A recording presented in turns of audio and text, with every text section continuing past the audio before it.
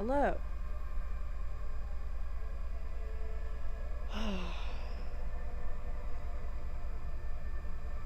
Starting out a bit late here.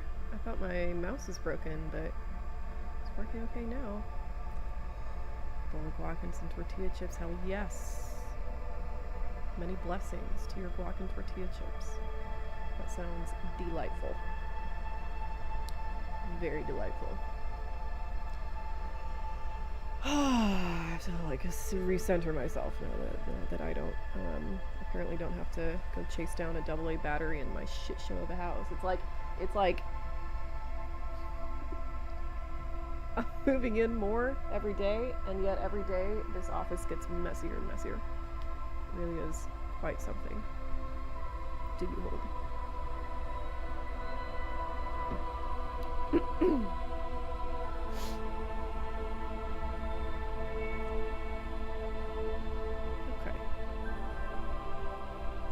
Started. Why not?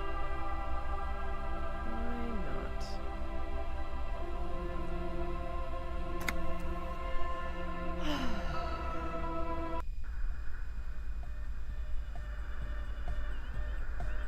What were we doing last time? Okay, we found the quiet spot.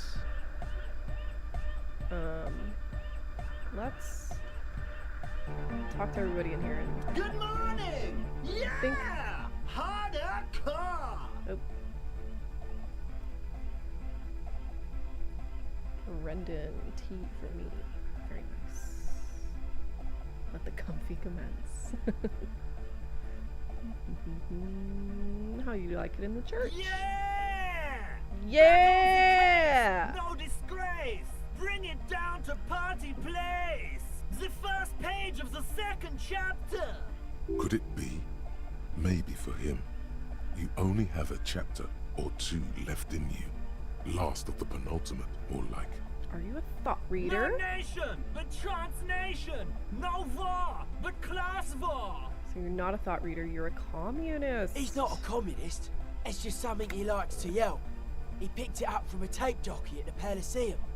She was a communist, though. I would also like to know what tea yeah! you were drinking. With the rebel yell! But why aren't you a communist? Communism is the truth, didn't you hear? I could be a communist! If you want that, do you want me to be a communist? I think we already did Please all don't this. turn him into a communist. Oh yeah, turn him into a communist. Come on, it would be super. Chamomile, nice. I tried to grow some chamomile in the past couple weeks, and all the seeds germinated, and then they all promptly died. So, I'll try again in fall. Don't be a communist. That path is too hardcore. Tell me something else. Yeah! Are there lungs on your belt buckle? Lungs are for love! Why would lungs be for love? Because When of, Dolores yes. Day was anointed innocence, her lungs started glowing through her body. For the world loved her, and she loved it back. Yeah! Why wouldn't they be? Are the lungs not the place where you hold the breath of your soul? Really? I think so. Thank you for the story. Well, the lungs are where you hold the breath of your soul, aren't they? Yes. Highly for sure, yeah, for gaily. sure. Oh, okay.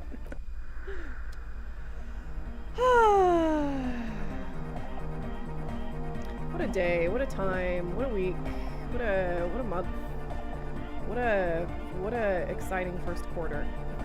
You got us in, cop. I can't believe you got us in. With wonder in his sharp eyes. Between you and me, I don't know if you've noticed this about me. I'm a little suspicious of authority. But you really came through for the hardcore underground. So you finally procured a keyboard. Yeah, it was when I moved, I took off the cable of my keyboard, put it in a box, and there it stays. It's somewhere in this house, but I could not find it for the life of me, and my partner was starting to get annoyed with me robbing him of his keyboard, so it really was time to go ahead and find it again, as he uses his. Yes, you really came through for the hardcore underground. How come? And then so I live in like way the fuck in the middle of nowhere. And so it's like a 30-40 minute drive to get to any like town center that can reliably have a Best Buy.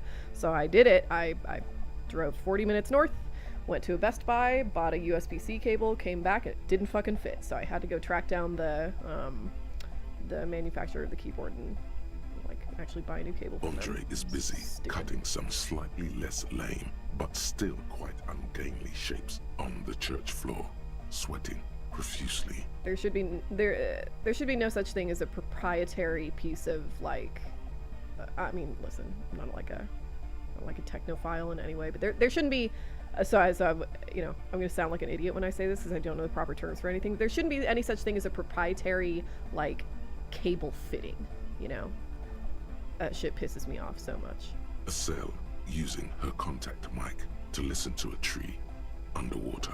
If your keyboard needs a USB-C cable, it should be any USB-C cable. It shouldn't just be the one that the fucking manufacturer produces. The one with the large head is blasting the dance track on repeat, while the stained glass window behind him is rattling from the bass. Sire, the tent. 'Twas a security risk. And in here, sanctuary. 'Twas only noble of you. And how would Apple charge more money for a phone charger? I mean, you make a good point. They have to make as much money as possible. They can expect nothing more and nothing less. So they really are doing a service to society by adding so much money to the economy.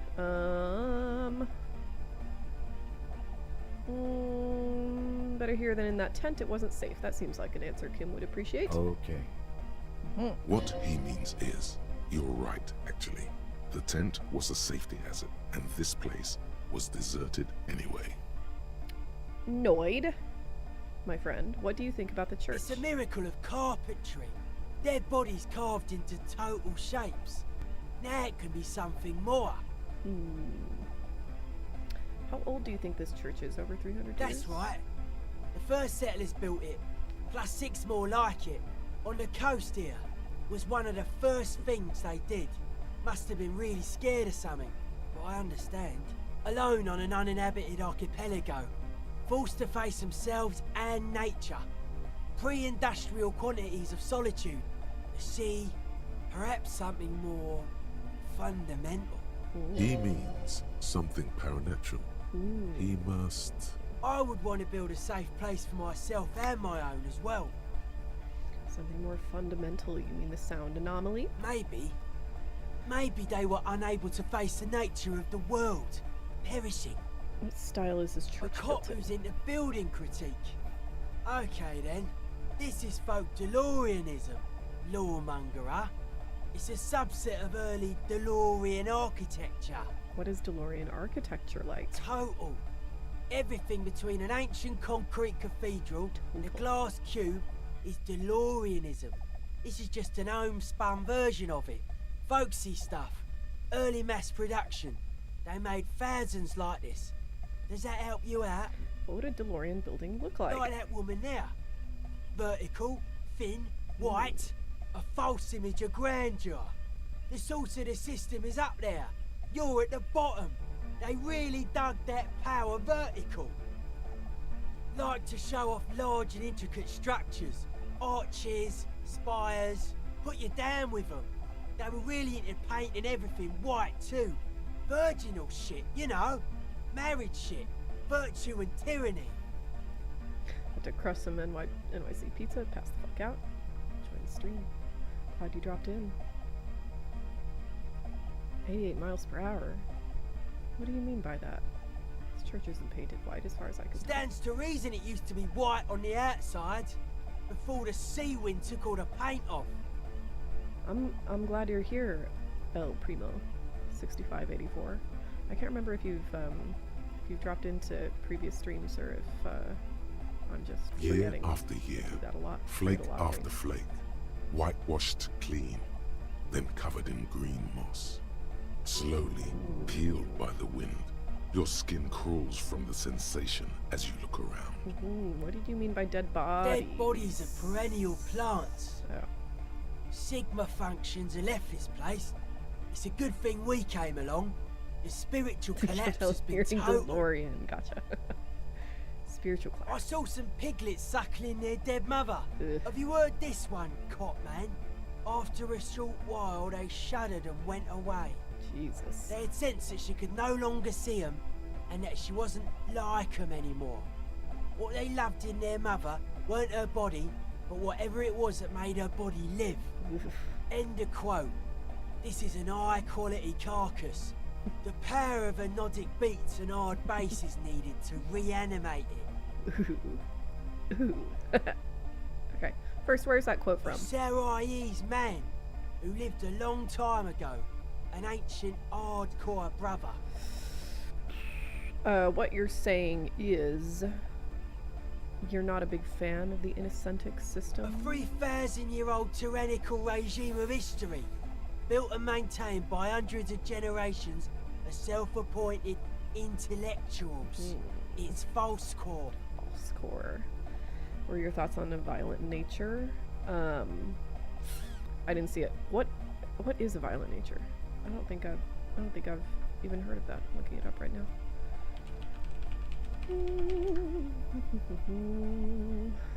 Violent nature is in a Canadian Schloss. Oh my god.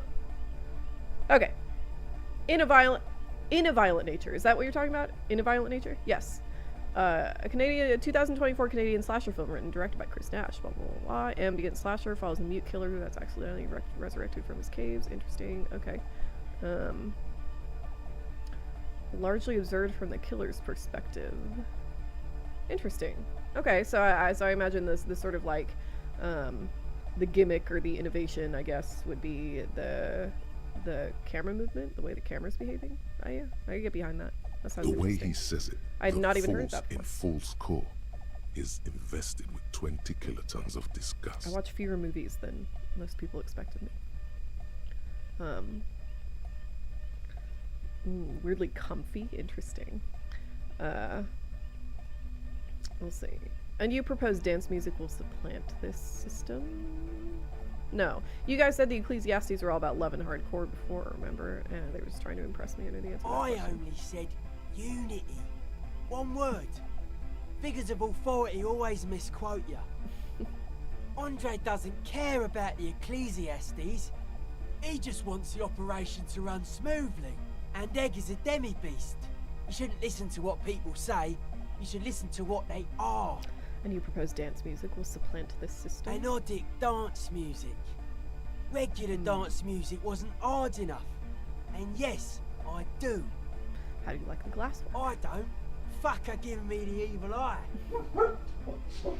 Holy shit. Oh my gosh. You wanted to get inside the church and now you don't like the stained glass window. I didn't know it was in here. We have to get rid of it. Dismantle it. The Can't church. dance with a giant mass murderer looking at ya. Not a good look for the club. Imagine Friday the 13th that it has like a third-person game camera following behind Jason. Yeah, yeah. I mean, I can see exactly the vision. It's not a complicated idea. I can tell you exactly how they pitched it. I guarantee you they pitched it just like that. I'm sure the words first-person RPG came into the was a sentence used in that pitch meeting. Yeah. It sounds interesting. It's like it's like kind of it's an interesting experiment, but I'll take anything from this industry right now. You know, if we have to go back to like bare bones sort of, early 80s type basic experimentation, then I'll be okay. Is that Twitch and YouTube chat? Yes, it is. Yes, it is. Mellow, man, mellow. No one's a mass murderer. This is a house of love. Mass murder on the floor. Oh my goodness, look at all this. Okay.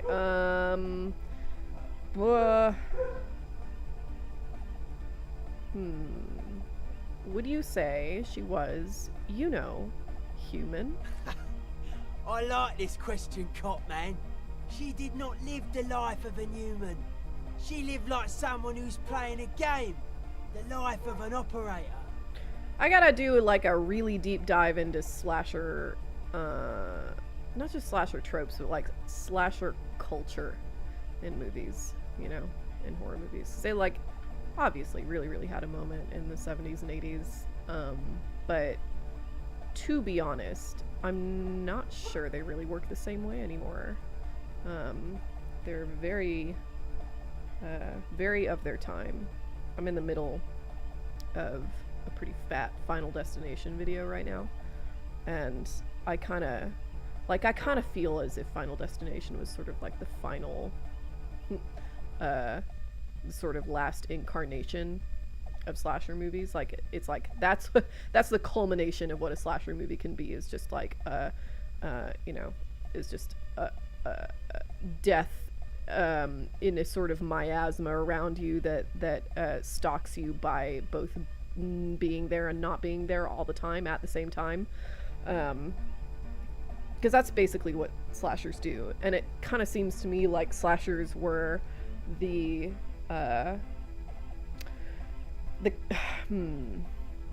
kind of seems to me like slashers were a sort of like evolutionary step between kind of like Universal monster movie type horror, which was more or less the generation that came before that, and and like the treatment of death the way Final Destination does it, where it's just this entity, this force of nature, which is what slashers are. They're just forces of nature. It's like it doesn't really matter where they came from, or what they did in their lives, or how they got there, or whatever. It's like any time a horror sequel gets into that, it always sucks. It's always boring. No one gives a fuck about Mike Myers' past, you know? We may say we do, just in terms of I don't know, narrative satisfaction, and the kind of like, I don't know, the kind of petty joy of exploring lore, which is not unimportant. I'm not saying it's unimportant. I just don't think that it's like a great basis for a movie. You know what I mean? Like they can go in like interesting places, like Brendan, yes, Nightmare on Elm Street. Like those movies get super goofy and super funny, and they're a good time, but they are a far fucking cry from how they started. Would you consider Evil Dead Rise to have slasher-esque vibes? Yeah, slasher-esque, I suppose. I don't know. That seems like more of a, well, it's been a while since I saw Evil Dead Rise. In fact, let me look it up and make sure I'm even talking about what I think I'm talking about.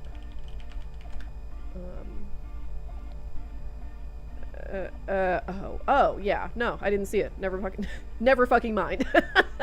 Yeah, I meant to. It looked good. Yeah, I mean, if it's sort of like loyal to the trailer, and mom is, you know, the one who gets possessed or whatever, and that's how it goes, then yeah, I'd call that slasher vibes. I'd call that like a good take on the slasher genre, if that's the case, you know. I think it's like every generation is scared of different things, and the reason slashers were so effective when they were effective was because that was like kind of the first generation that grew up in sort of like convenience and comfort and remembered nothing else, in kind of the same way that like Zoomers are the first generation to grow up never not knowing computers, you know. And so AI horror is like pretty good now. Sometimes it's not, but like if you're a person who doesn't remember the world wars, you know, didn't grow up in that environment, only remember comfort, are in a you know, an economy and a cultural social situation where everything is basically provided for you, and the only real failures of society are internal and like crazy people, you know, and like serial killers and shit. Like the 70s and 80s are huge serial killer times, and nobody could make sense of that, and nobody could understand why anybody would want to do that, because that kind of activity was sort of occluded by the relative sort of the relative lack of safety in just daily life in general, that like it wasn't entirely you know, that there wasn't as much surveillance. There was not a sort of broad system of accounting, or you know, or like, I mean, there was a census, but it wasn't the government wasn't providing nearly as well for people as reliably in a way that was memorable for a long time. That was the first generation that happened, and so, you know, what else can you do but obsess over over pathologies in people's brains that make them do fucking insane, violent things without any provocation at all, you know. But that's not really the case anymore. I feel like we're kind of past that culturally. I don't think we're as obsessed with serial killers as we were before. Like, obviously they're a huge point of interest still, but I don't think they're as the novelty has kind of worn off. Hi, Kitty. That's not the life that humans live. She was adored. Humans aren't. I don't know about you, but they hate me.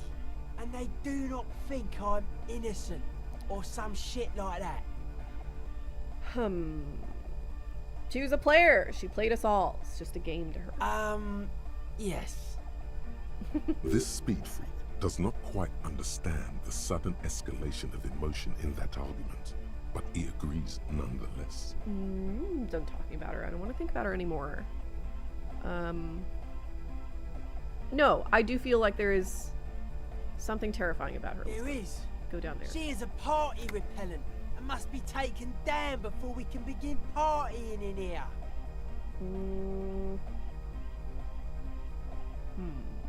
Say nothing. Stare grimly into the The distance. speed freak looks the same way. It is dark there in the back of the church. For a moment, the music echoes strangely. Isn't she supposed to be an embodiment of the world spirit? The world spirit does not have a body. It has organs. Hardcore is an organ of the world spirit. This Arno van Eyck track is an organ. The carpentry and glass cutting that built this house are also organs. She's a thief, if you ask me. An organ thief.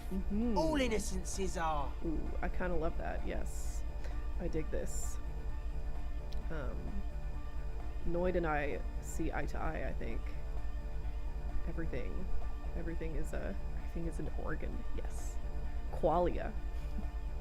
Everything you do is an organ of What a strange choice of words. the process of living. It's all one organism. Caustic, overflowing with negativity.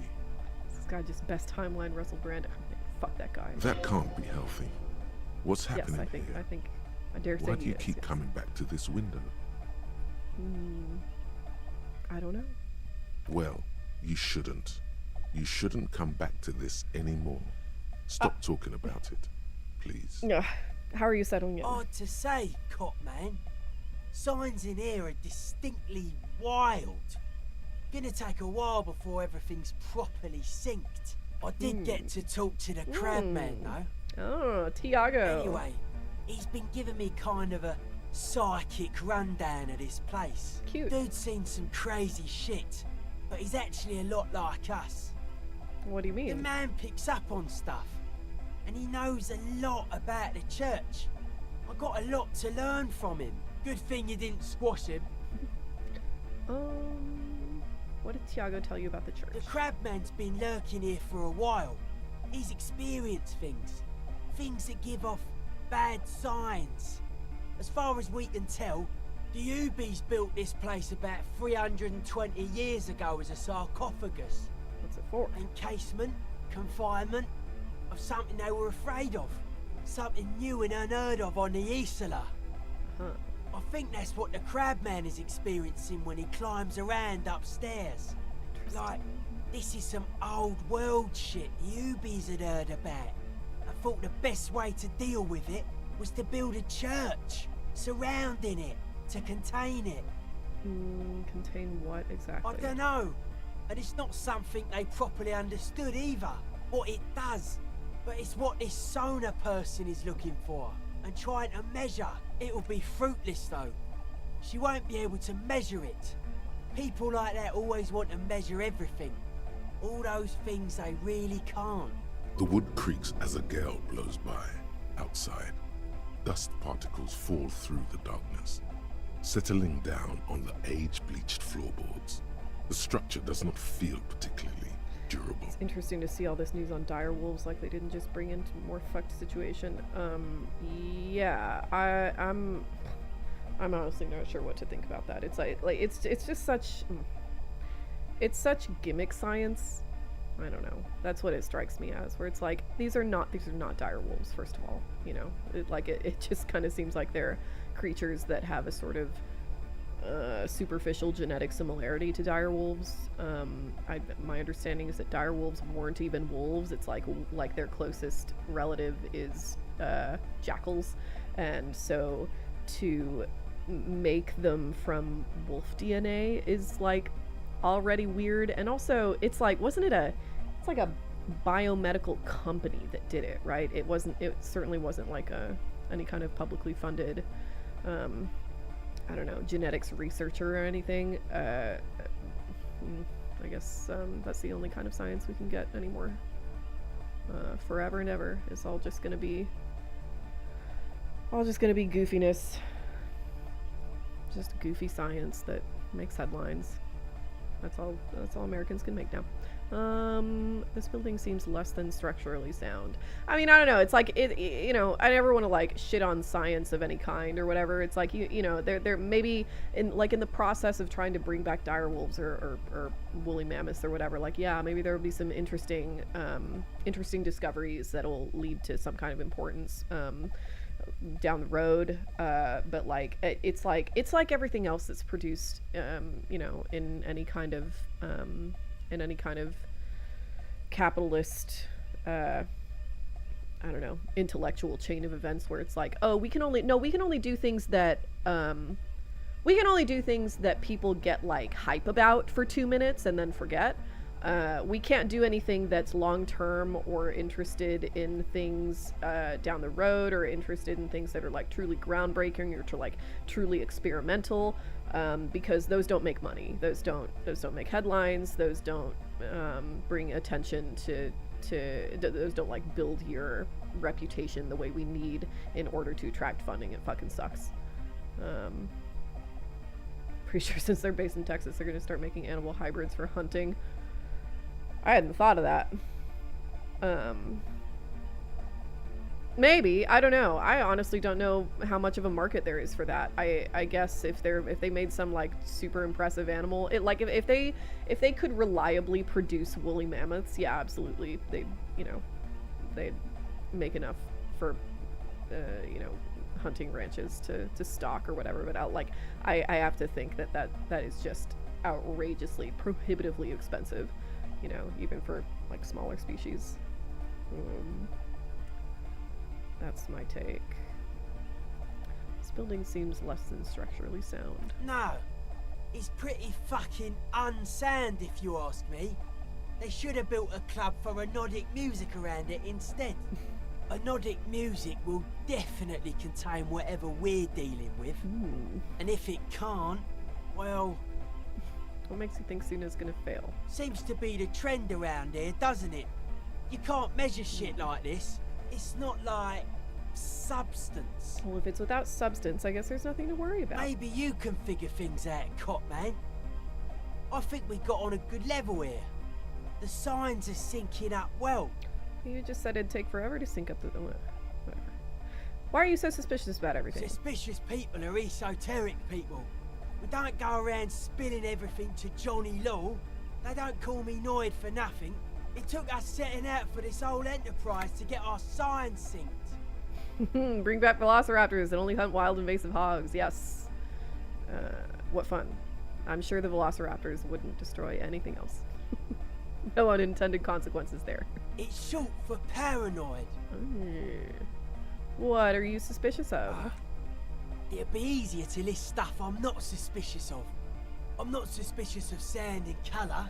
Mechanics and chemistry also have a trueness about them. Most anything else deceives. Wants to steal your life away. This is a good, dangerous line of questioning. You should prod him on. What are the most suspicious things? I don't have a top 10 list of things I'm most suspicious of, but if I had one, the left-right complex would be number 1. Number 2 would be their sole accomplishment, the pig-wheat paradigm. Something is off here. You feel like it should be the other way around. Seems like a rude question. Don't you mean the left-right paradigm and the pig-wheat complex? No.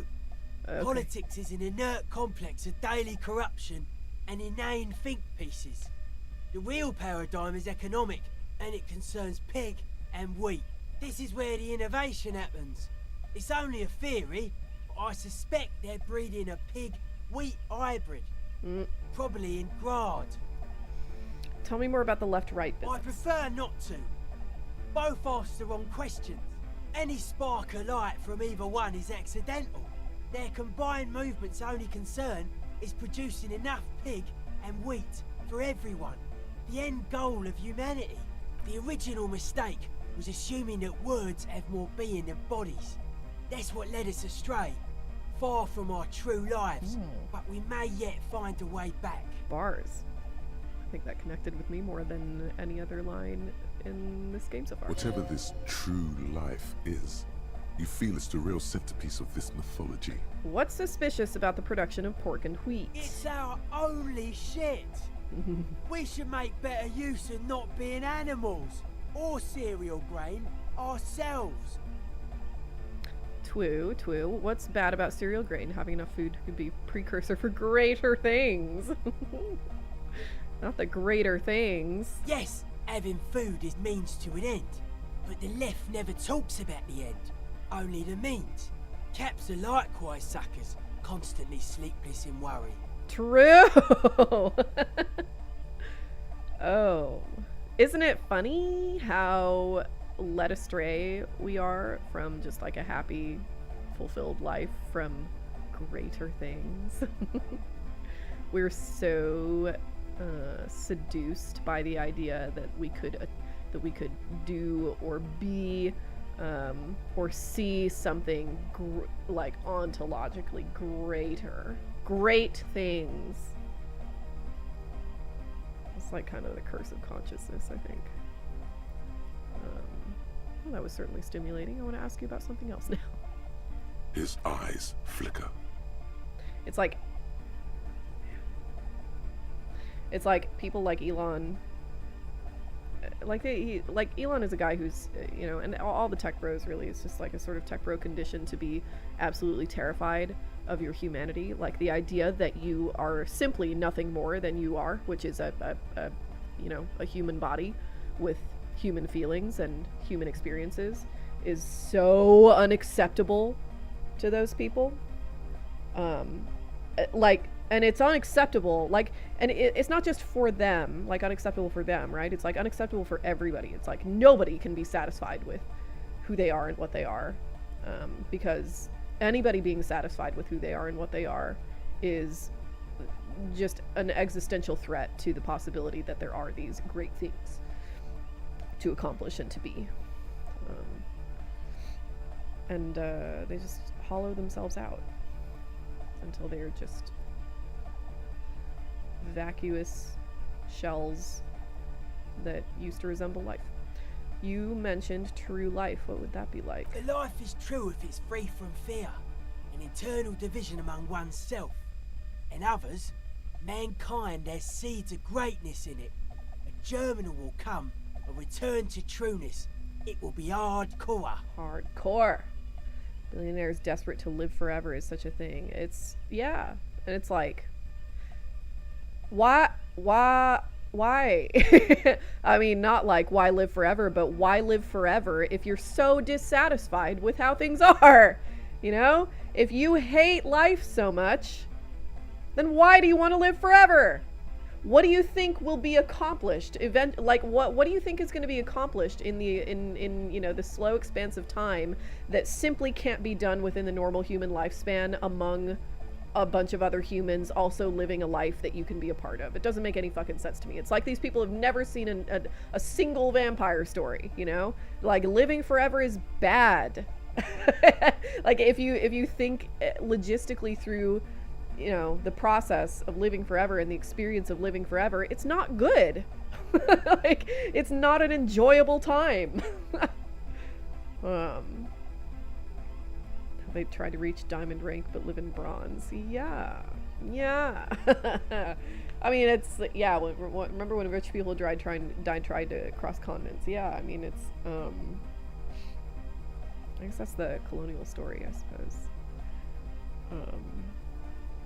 when I'm feeling optimistic, I feel as if I suppose everybody thinks this about their era, but it really does feel like we're sort of in the end of an era. How's everybody, happy Liberation Day, I mean to say. Is everybody feeling liberated? Are we feeling great again? I hope nobody has a 401k. But don't worry, because MAGA tells me that it's not a big deal if the 401k fucking tanks right now, because if you just expand the graph of the stock market to include the past several years of growth, then it really doesn't matter at all. And this is just like it's barely anything. So it's a really great time. It's like now we're at the point of the practical school of Donald Trump, where the entire world is just like a test kitchen for his dumb shit ideas, and now MAGA gets to learn that the stock market is not the same as the economy, and gets to learn the hard way exactly why and why not. Feeling liberated from my 401k. Why did they wake up wondering why people dropped mercantile? I know. It's because Americans are an extremely domesticated species, and we think that everything just arrives, you know. Food just is delivered to us with it, you know, for nothing in return. It just falls out of the sky. It rains hamburgers and sodas in the lakes, and that's how life goes. And so, you know, what can we really fuck up? Nothing. It's drives me fucking insane. I go to the grocery store and I say to the grocery store, I have a trade deficit with you. I'm buying too many groceries, and I will no longer buy groceries from you until you buy an equal amount of groceries from me. I don't grow anything, but I will. I won't tell you what. You'll just have to trust that you'll want to buy it. And until that happens, until you agree to this, I will no longer be buying food from you. It's so fucking stupid. None of these people know anything about how economics works. It's like, and this is why I feel like it's got to be the end of some kind of era. It's like, it's got to be like, this is just like, I can't imagine a more extreme embarrassment of a capitalist elite. You know, the capitalist elite that we've been building over the past couple generations of, you know, where like the only people we respect in society are billionaires and people and stock, you know, like VC bankers, you know, like somehow they're the only ones who have like tapped into the reality of life, and we all have to pay attention to their word and only their word, when nothing, like art doesn't matter anymore, science doesn't matter anymore. You know, none of the things that actually did make this country a global superpower. Like, oh man, not that I think that should be a thing either. It's fucking like one of the things I hate about this era is how I'm suddenly in a position where like if you heard my rhetoric, you would assume that I'm like an establishment Democrat, because I'm sitting here talking about like how stupid it is to treat the economy this way. You know, that like, and it seems like it should follow that. No, we should go back to the neoliberal order and global free trade, because that would stabilize the economy, and I don't think that at all. I think they should. You know, China's gonna impose their own tariffs, and it seems like Trump is gonna impose an additional 50% of tariffs onto them. I hope he does it. You know, I hope he does it. It's you know, everybody gear up for the Chinese century, because that's what's happening next. There is no way to spin this situation in a way that's gonna like turn out favorably for the United States of America as a country. The only way, but I mean, not in the way that's intended. In the accelerationist sense, yes, I think there's nothing better than to make Americans, you know, do landscaping work and you know, hard factory manual labor and like the sort of drudgery and slavery that we put through, you know, we put Malaysians through to make our fucking sneakers or whatever, you know. I think Americans should do that. I think there's ultimately, at the end of the day, literally nothing better that we could possibly do for the rearrangement of the neoliberal global economy and you know, the global ecology. Like, we got to stop making all this shit. We got to stop buying all this shit. We have to stop pretending like making stuff, just stuff, not anything anybody needs, just stuff. As long as people buy it, it's good. That sucks. There's nothing less efficient. That's what's so like so fucking stupid about you know, neoclassical economic theories, that it's all like the definitions that neoclassical economists use to describe the economy are sort of vague on purpose, you know, like collapsing want and need into utility is not something that economists had to do. It's something they chose to do in order to make capitalism make sense, so that we didn't have to sit around and like, you know, have a bunch of philosophical discussions about wants versus needs. You know, doesn't matter. Subjective theory of value, wants and needs are the same thing. We don't have to worry about it, because what matters is that we produce a bunch of stuff and make as much money. It just like insert as many dollars into the economy as possible. Kitty, I'm so sorry. You're gonna have to move because I need to turn off the light. I mean, I need to turn it on. Oh gosh, I didn't even turn on my ring light. Oh man.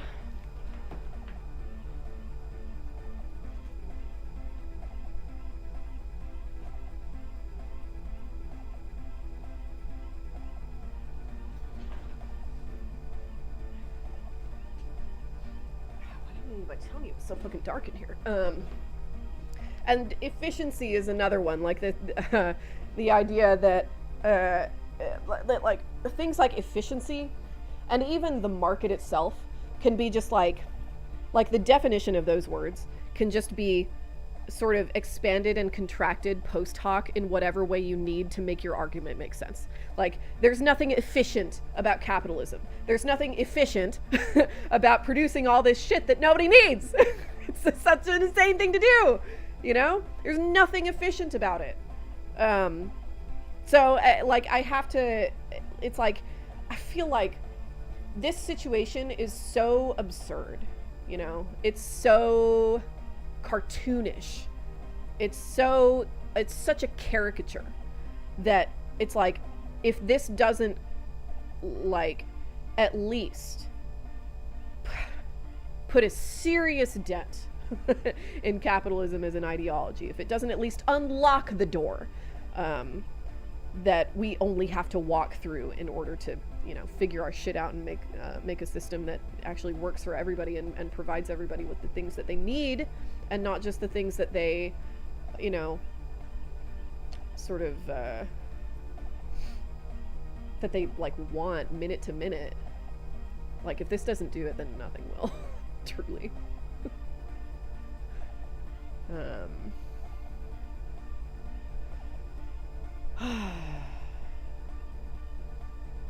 Dropshipper apocalypse. Yup. Clio Dynamics. Peter Turchin. Peter Turchin is a familiar name, but I don't know about Clio Dynamics. Let's see. A transdisciplinary area of research that integrates cultural evolution, economic history, cliometrics, macrosociology, the mathematical modeling of historical processes through the longue durée, and the construction and analysis of historical databases. Cool. Clio Dynamics treats history as science. Ooh. That I don't care for. I think that's a super, super dangerous approach. History isn't science. The things that people do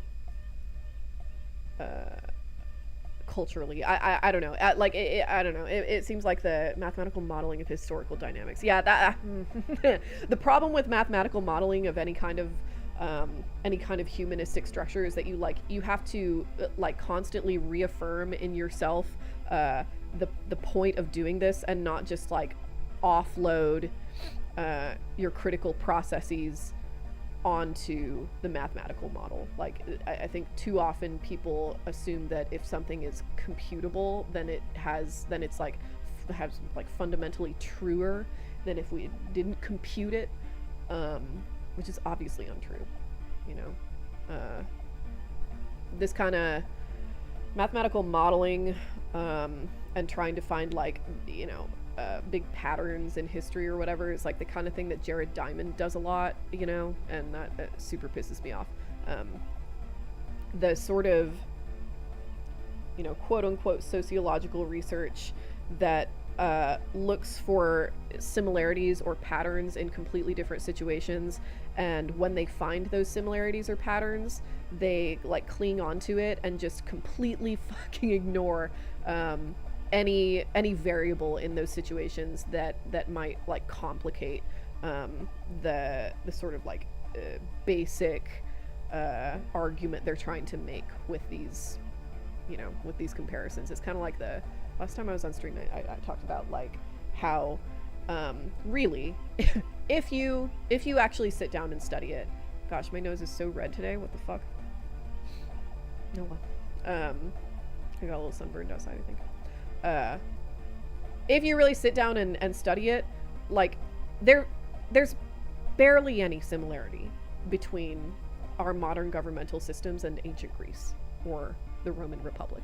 Like these are choices that we're making culturally to the Joseph Campbell problem. Exactly. Yeah.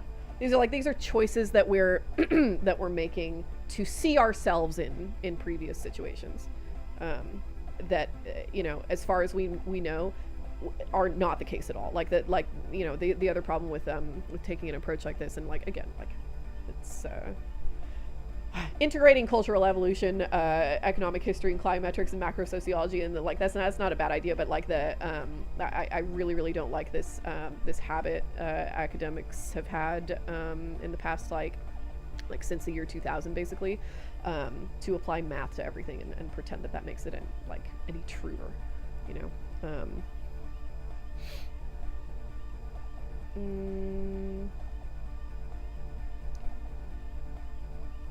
Its practitioners develop theories that explain such dynamical processes as the rise and fall of empires, population booms and busts, and the spread of disappearance of religions. These are not things that you can assess mathematically. Those things happen for a lot of reasons, many of which are just completely irrelevant to any other situation in which a sort of superficially similar looking thing happens. Okay. How would you go about returning to this true life? Beats and bright lights to shatter falsehoods. Nerve impulses for the collective body. We are very much alike in basic structure. An hard enough beat would awaken everyone to a truer calling. In unity. Just like that. The speed freak is right in your face, his eyes burning.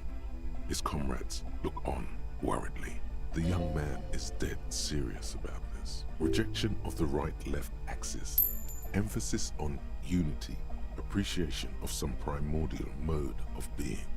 What does that remind you of? Sort of like fascism, then? Nationalism, militarism, racism, an emphasis on a leader character are totally absent in hardcore.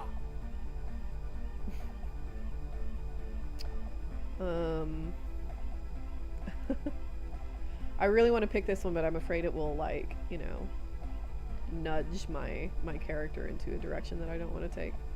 I'm gonna pick this one. If it comes back, then I'll choose that one too. He picks up a wrench and scratches his head with it, unaroused by fascism.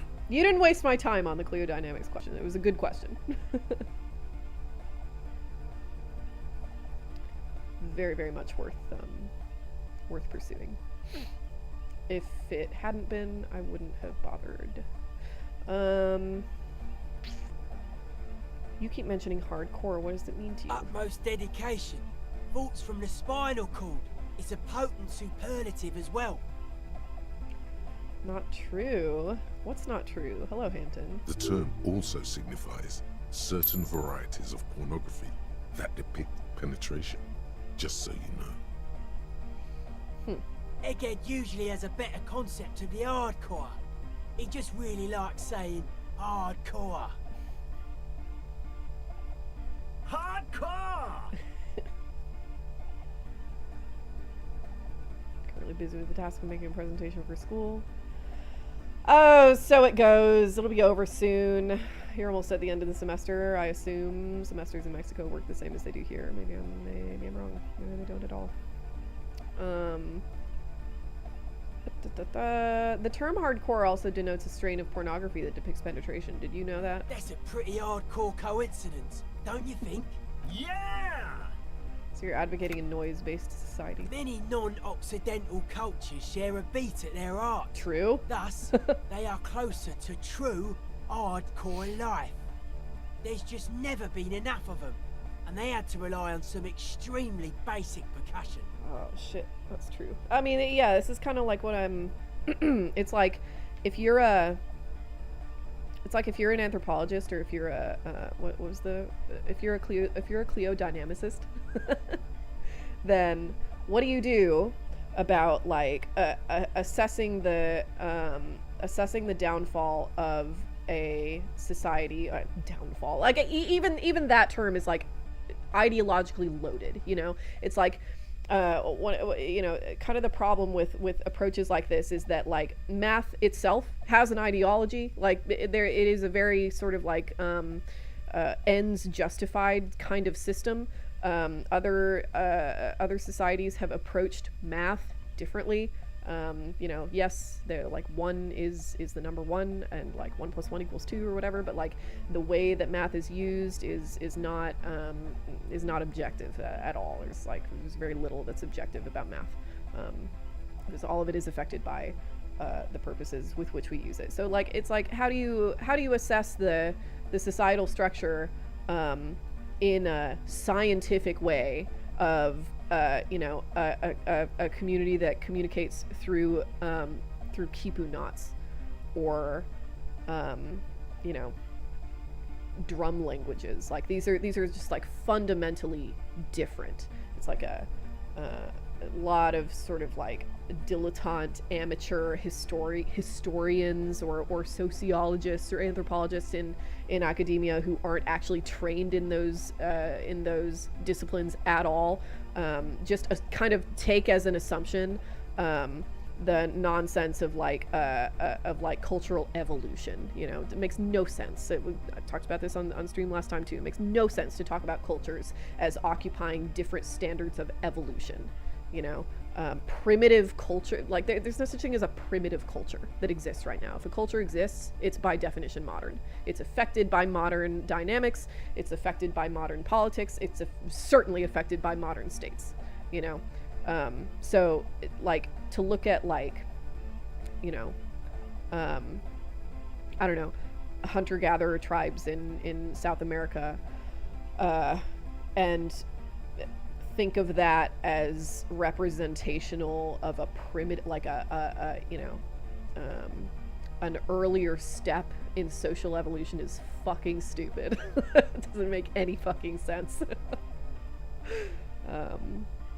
I'm hoping we come around to that also. It like honestly for me, it like to me it kind of reads as like our generation's version of phrenology. I think that's kind of how it's going to be seen 100 years from now. There you go. Let's talk about the cliodynamics of junk science. Like 100 years ago was the peak of phrenological science. It was like there was a like 30-40 year period in the turn of the 20th century where scientists and elites of society thought that they pretty much had it all figured out, and they were gonna like categorize the world, and it wasn't that gonna be fucking great. And we did exactly like precisely the same thing in our past 30 years. Exactly the same. And this thing of like trying to make a science out of out of something that's fundamentally cultural and dynamic and organic, is, yeah, that's our phrenology. Sorry, Camden. I feel like I just like beat that into the ground. I appreciate you bringing it up. I really do. Oh yeah, sure thing.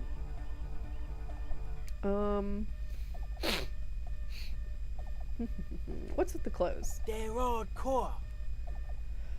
That's it? They're just clothes. Oh, okay. I thought there'd be more to it. It's just a style, you know, normal hard style.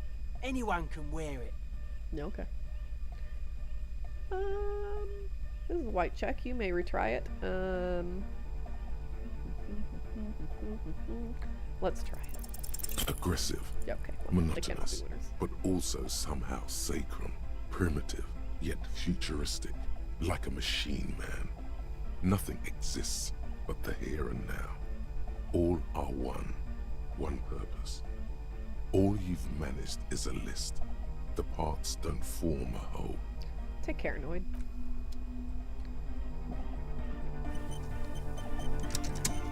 I never did pass that hey, man. dance Good check. to see you.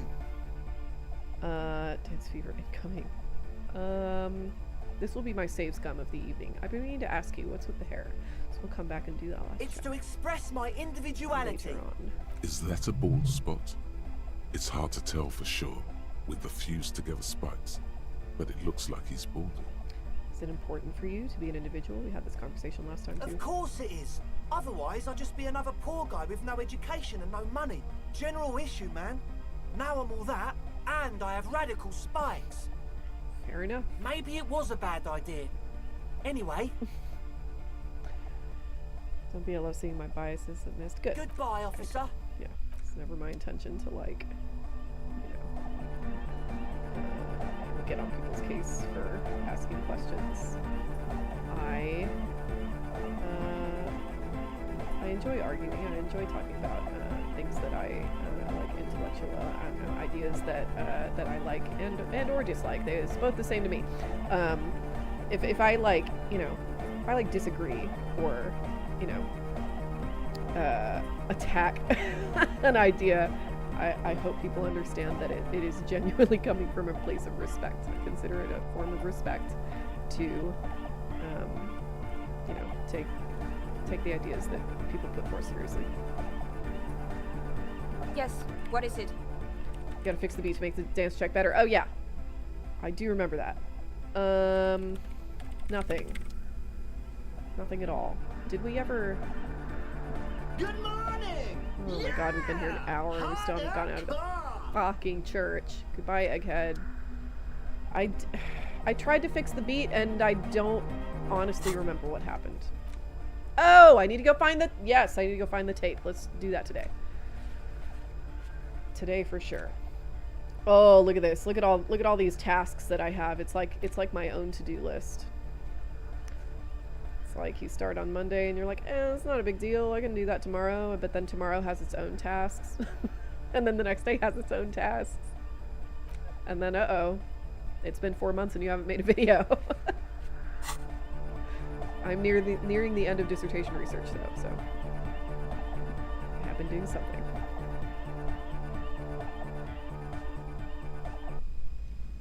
Okay. What's in the tent now? Who is playing the music? Did they just not turn it off? Can they roll like that? I don't know. The tent is gone. Okay. Yeah, let's go find that tape.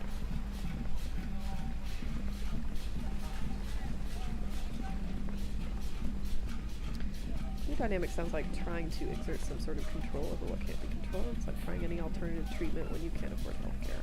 A little bit, yeah. That's a pretty good analogy, actually. Uh-huh.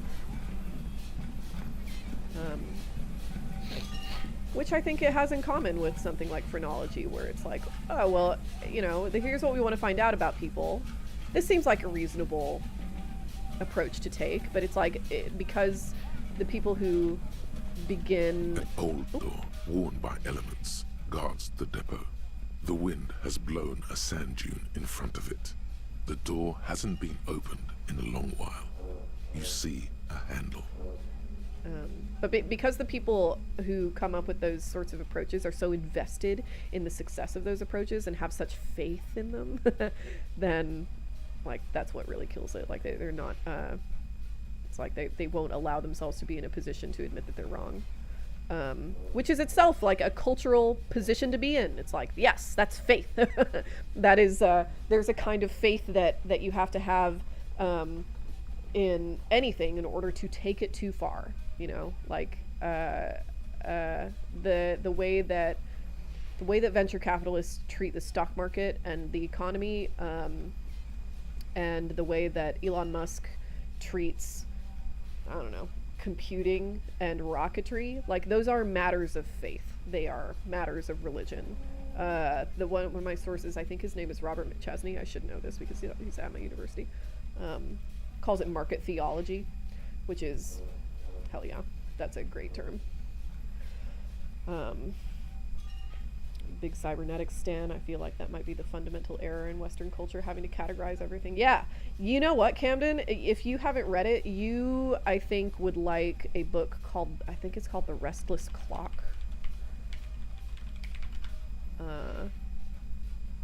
Yeah, The Restless Clock by Jessica Riskin. It's basically about like the the Restless Clock provides a much needed investigation of how scientific understandings of material reality have been undergirded by historical understandings, and calls for more deliberate historical analysis, not only in scientific work, but all. Okay, that's not very good.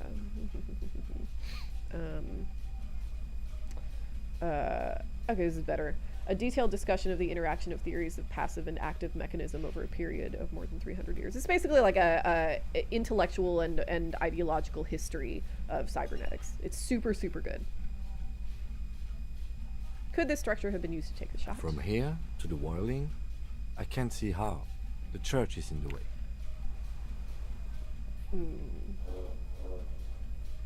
Oh, I really want to get in there. We'll do it later. What's going on here? Level up. Let's do. I'm kind of feeling some physical instrument. Healthy organs are in my future.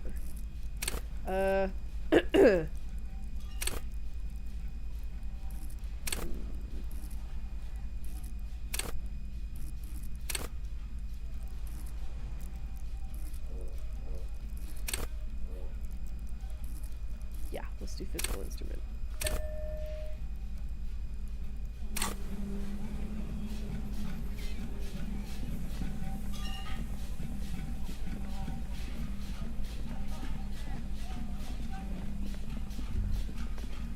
Is there something here that would indicate a sniper used this place as a nest for taking the shot? Just some urban detritus, a bottle, and a dilapidated old comms tower. Let us pray to the invisible hand of the market. Indeed. In the distance, you can hear the breakers roar. Oh, how. I don't see it, Lieutenant W. Freitor. I don't see a person take a shot here and hit something there. In the whirling in rags. You know, it's like, I think the main failure of that kind of, I don't even know what to call it, like, material scientism? I don't know. Like, science as an ideology, you know? That kind of faith, it's like, I think the way you break out of that is by simply admitting that you have faith, you know, like that you have, like, that your faith comes from somewhere, you have faith in something. It might be a religion, you know, like an organized religion. That's not my tack, but whatever, I get it. I'd prefer that people just be outwardly religious and faithful in some kind of, like, in something, you know, something specific and solid, and then acknowledge that faith that they have day to day as they pursue things like science, than treating science itself like a religion, or economics like a religion. I think that's a much better way to approach life in general. I think it's much easier to see your own biases when you approach things that way. A lot of like incredible scientists and you know, and academics and and students of all sorts of non-religious disciplines are extremely religious themselves. And I honestly, like, every time I meet someone who is that way, I think it just helps their work, you know. Material science is an actual I know that. I just mean, like, the ism is the important part of that, like that, like material, like not materials science, but materialism, scientific materialism, I guess, maybe is the better way to formulate that. Look over the water to the whirling rocks. Maybe the assailant climbed the comms tower to the shot. It's not possible to climb that ladder. And even if it were, why? There's no platform up there to aim from. It does look extremely rickety, and wouldn't help much either. Look over the water. There, 1.2 kilometers over the cold water of the bay, through a thick snowstorm melting flake by flake in the waves, you see the smallest rectangle, barely visible. A glowing light on the third floor of the Whirling in Rags. With binoculars, you would see a young woman's shape move behind the glass, her limbs long and slender. What about the cigarette? Those? A smoking assailant who favors to mutilate to Astra or Joanne? Cigarette butts are everywhere. This is a common brand for all men. Still, you felt it was important enough to make a mental note. That means something. You didn't pay attention to any of the other cigarette butts on the coast. I think having some faith in science when you work in science is, like, required. That's fine, you know. I think it's fine to have faith in science. I think that's okay. That's kind of the approach that I take, where it's like, you know, man, this is gonna sound a little wackadoo maybe, but like I'm like just this side of a nature worshiper. You know what I mean? Where it's like the world around us is scripture. The you know, the creatures in it are clergy. You know, it's like this is not like ultra like I kind of grew up in the Franciscan tradition of Catholicism, which like treats the world. I described it in the Nazgul video, where it's like the world is ontologically good. It is a product of it was made on purpose by God, and the thing that makes humans special, the reason why we should praise God and love God as he loves us, is because God gave us consciousness, that like we're like unique among animals in that we can perceive everything as you know, as beautiful as what it is, as something to take joy in, and it's our responsibility to take joy in. I find a lot of meaning in that, even though I don't, you know, have a whole lot of love for the Catholic Church as an institution, or follow any of its teachings or its laws or its theology or its you know. I'm a dirty sinner. Is that the sunset on your window? It is. Isn't it nice? Looks like a matte painting back there at this time of day. Maybe the campfire was used by the perpetrator. But anyway, like I consider that a certain kind of faith in science, you know. But just like that like I'm not approaching when I you know, do like my little hobbyist scientific research, when I'm like trying to teach myself about fish and about you know, about good gardening practices, and I'm thinking about getting another master's. We'll see how long it takes me to complete this degree.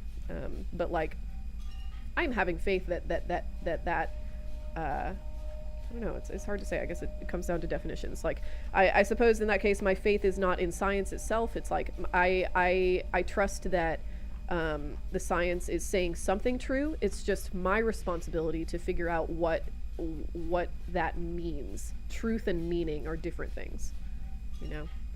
Science can't tell you meaning, it can only tell you truth, and those are different. Maybe the campfire was used by the perpetrator to warm his hands before pulling the trigger? Perhaps, but anyone could have made this. The coast is specked with fire this time of year. Truthfully, this seems like a very poor choice to take a 1.2 kilometer rifle shot from. Visibility is awful, There's water vapor everywhere. I think we can rule out Beatable Prime, was it? Okay. Oh no. Ooh, what's this? I thought I was going to the other side of the island. That's not the case. Oh my god.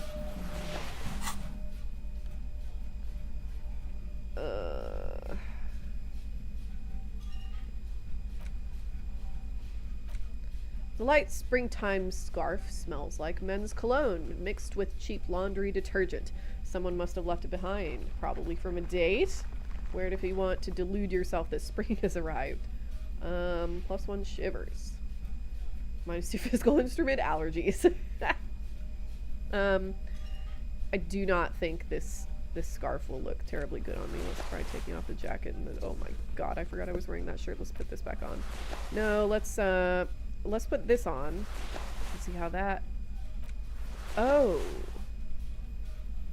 Oh. Are we not ready for a candlelight dinner? I'm so sorry.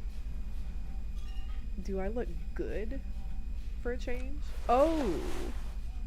Look at this. Oh, it's not meant to be though. We all know it.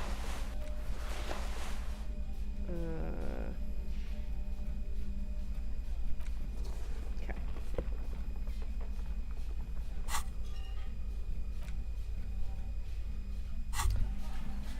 Why does art inspire you so much? It does, but what is art? Excellent question. Art is a diverse range of visual, literary, auditory, Bring him and back. performative creativity. I It's shall an not. expression of not meant to imagination be. and technical skill. Additionally, it's history, criticism, and pure enjoyment. In short, art is the highest form of human communication, representation, narrative, emotion, and agency intertwined. Would I fit into the art world? Could I be an artist? Have you looked in the mirror lately? To be honest, you have the exact features of the modern artist, with that wild hair and those clothes. Perhaps you should try to write poetry someday, and critique architecture. I guess I have been feeling critical lately. Is architecture also art? Of course it is. Don't be silly. Yes, you seek substance. No vapid representations and reproductions of social mores as made manifest in stuffy biennials. We're talking real, living art here. Become the art cop. Half art critic, half cop.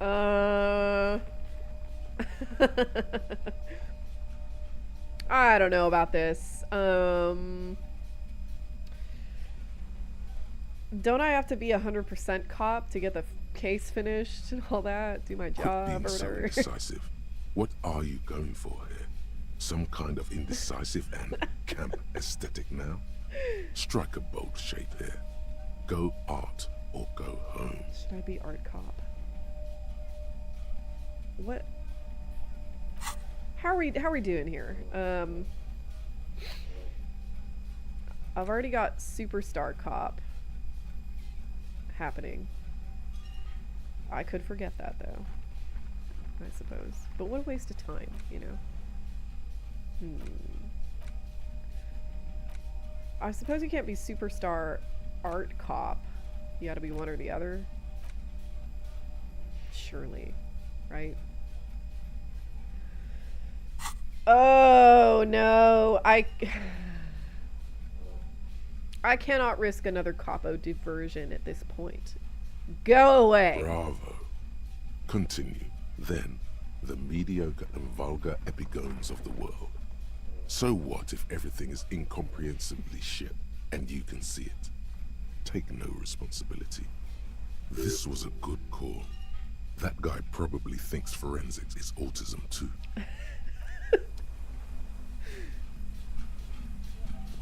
It's the 2020s. Everything is autism. Goodness. I'm fucking snuffly today.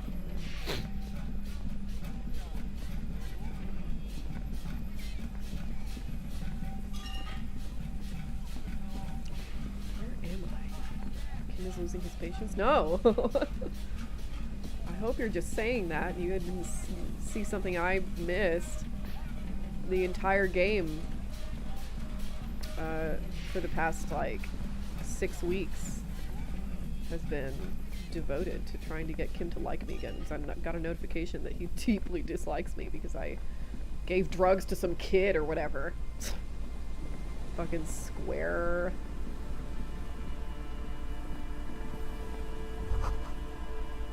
The light vanishes inside the concrete slit. The structure goes deep under the earth.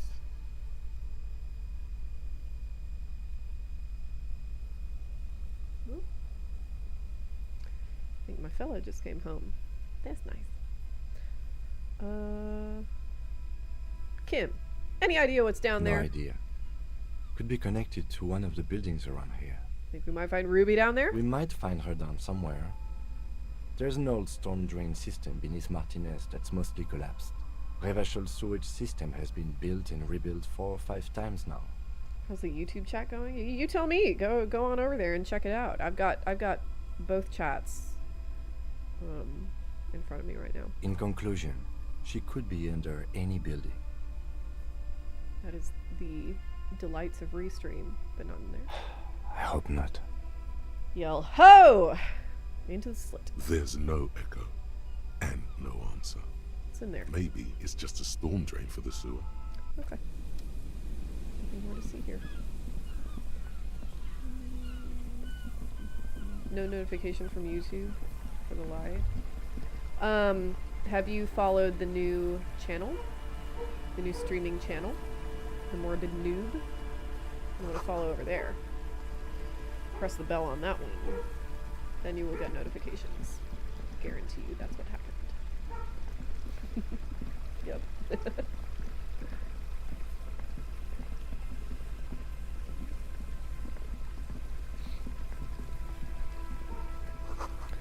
Switch to YouTube because Twitch ads blocked most of the mercantilism rant. Jesus fucking what?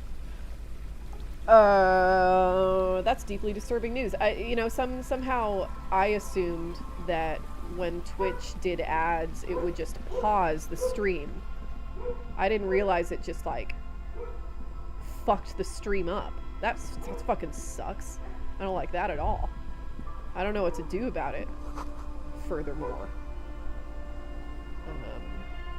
because like it'd be nice to make $1 or $2 off these streams. I don't have ads on for long. I think like 3 minutes an hour or a minute and a half an hour or something. I don't know. But that super fucking sucks. I don't like that. Think about it later. I guess I could just take ads off entirely, but costs and benefits. Hi. How's it going? Good? Did you go to the gym? Bastards. Oh no.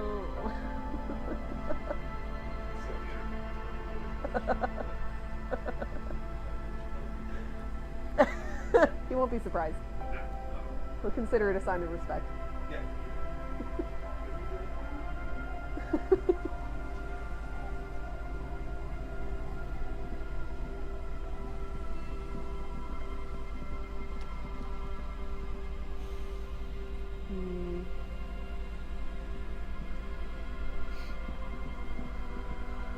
Okay, there's the boat. Found it. That was hard. YouTube is hiding it. Yeah, I know. I tried to follow myself. And it took fucking forever to find my own channel and This stuff. is it. The scene of the party. YouTube is The fire declining. pit. Cigarettes and empty bottles all evidence it.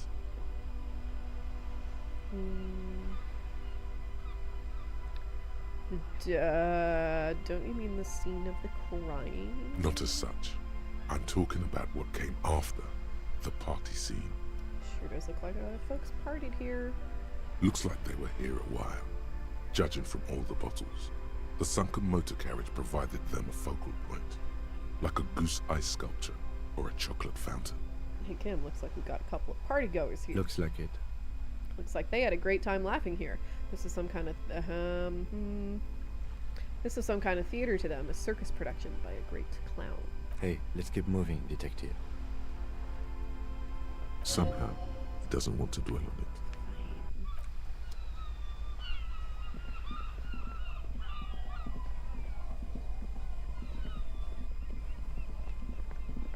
Hey, there's money up there.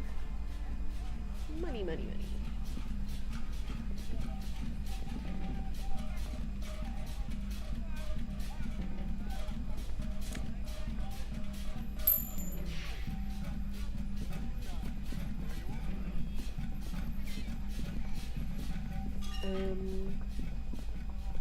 Very convenient. I'm pretty sure this is, yep, there he is. Okay. Hello, hello. Let me know if I can help you with anything. You can, but I don't see the option here. I need a tape of anodic dance music if you please. Maybe up here. All the old boomboxes are there, blinking and waiting to whirl. All but one. Yours. Maybe here. You see rows of toy soldiers guarding the rest of the trinkets displayed on the table. Some on horseback, others in rags, others yet in bright blue uniforms. All are stern and unyielding in their duty. Try to find something pretty and cool here, then use it to win her back. Win her back? Oh, Yes. Buy something nice. A figurine. dig up a truly cool figurine in the box under the table. Why? Yes. What's this? A headless man riding a horse? A headless man wearing futuristic tracksuit trousers that say found. What is this? Oh, that's the Headless Phone Rider. Whomst? The Headless Phone Rider. It's an urban legend about a man who rides the streets of Revachol sporting a fawn tracksuit. As you see, he's missing his head.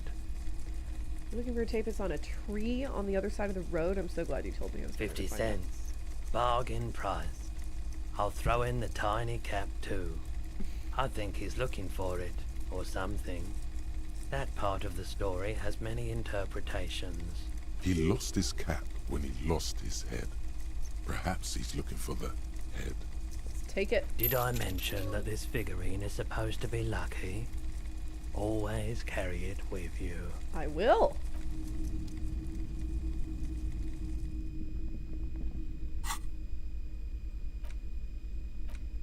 Look at that. The plastic headless fawn rider sits atop his equally plastic bull, his posture indicating either desperation or pride. Comes as a set with the infamous fawn cap, for which he lost his head. Head not included.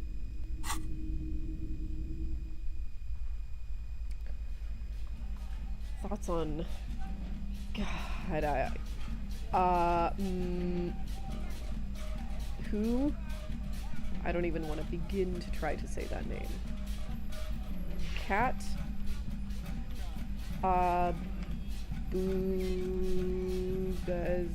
Abugazale? That's my... Cat Abugazale. That's his name. Oh yeah! Right! Yes! I know exactly who this is. Yes, good. Good. She should do this. I don't know anything about her. I've never encountered her before I saw this headline. But yes. People my age and younger, people, honestly, people who have experience with the internet should be running for Congress. Yes. It's like a big failure of our country that we kind of made it sort of a custom that only, retired people basically could be a part of the government. Either you have to be super fucking retired or super fucking rich. And there's just really no path to being a part of the government otherwise. Yeah, I'd love to run for Congress, but I don't know. How am I gonna fucking do that? I can't even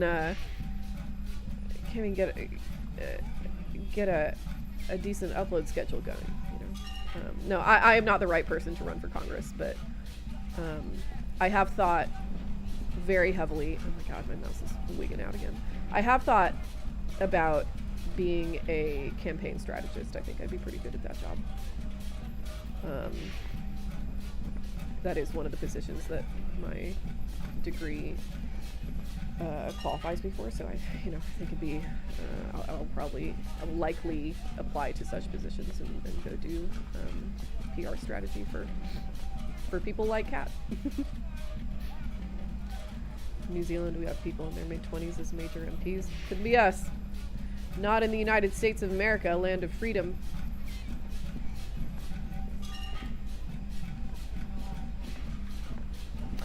My fucking mouse. I think its battery is going out. I can't tell. It fixed itself before, so... Okay. Seems like it's back. Now, you said that the tape was in a tree across the... What? Tape right there? What?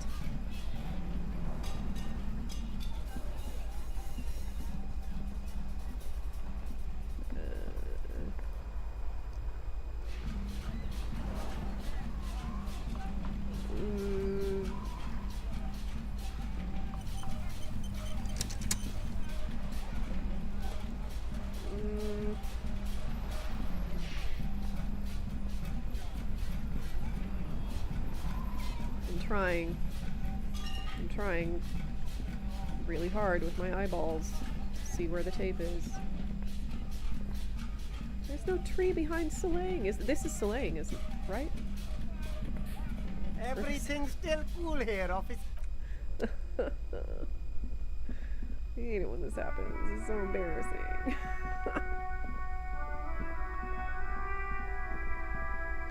How's someone to get to the Supreme Court? Oh, yeah, I see it! The hawthorn tree on Rue de Songes Lane.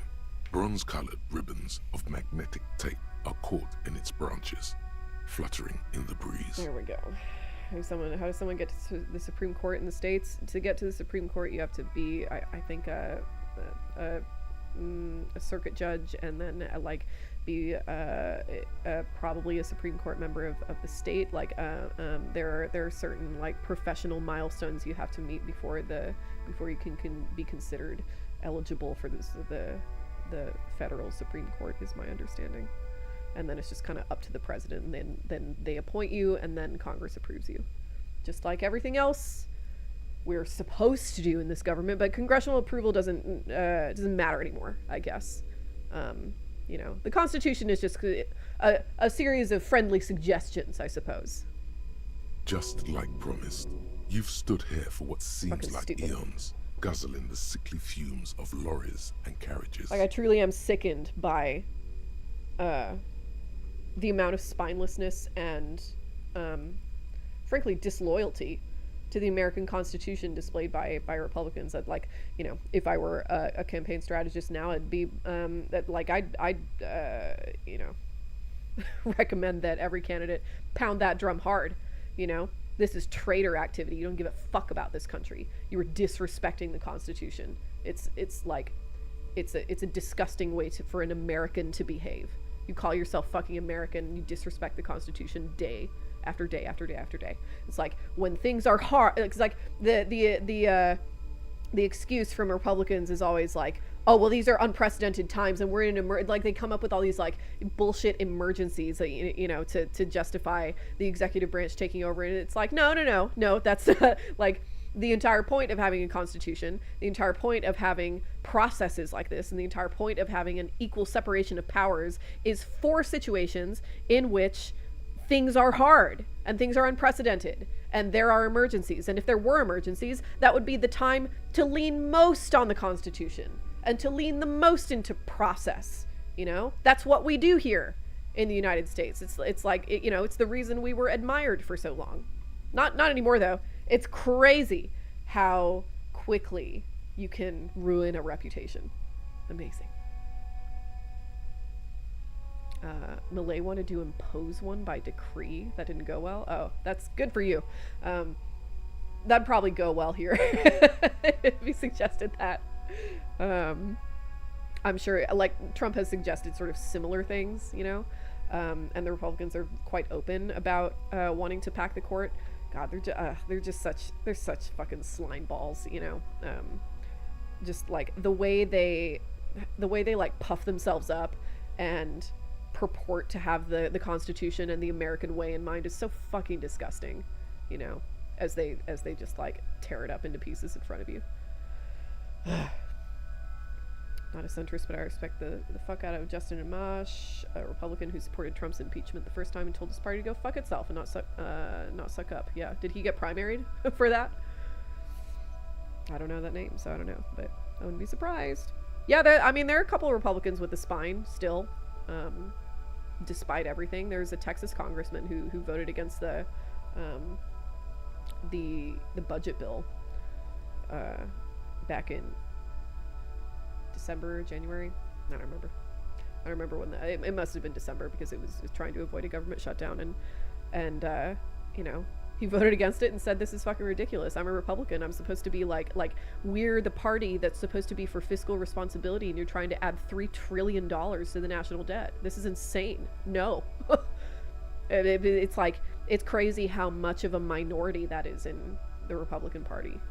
There's another congressman, maybe a senator, I don't remember, the other day, who just said straight up that like, yeah, well, you know, we can't be surprised by this anymore because the Republican Party is no longer interested in democracy, which is absolutely true and absolutely the right thing for him to say in this moment, but it was like super dismaying to hear, you know, super bummer, the position we're in right now.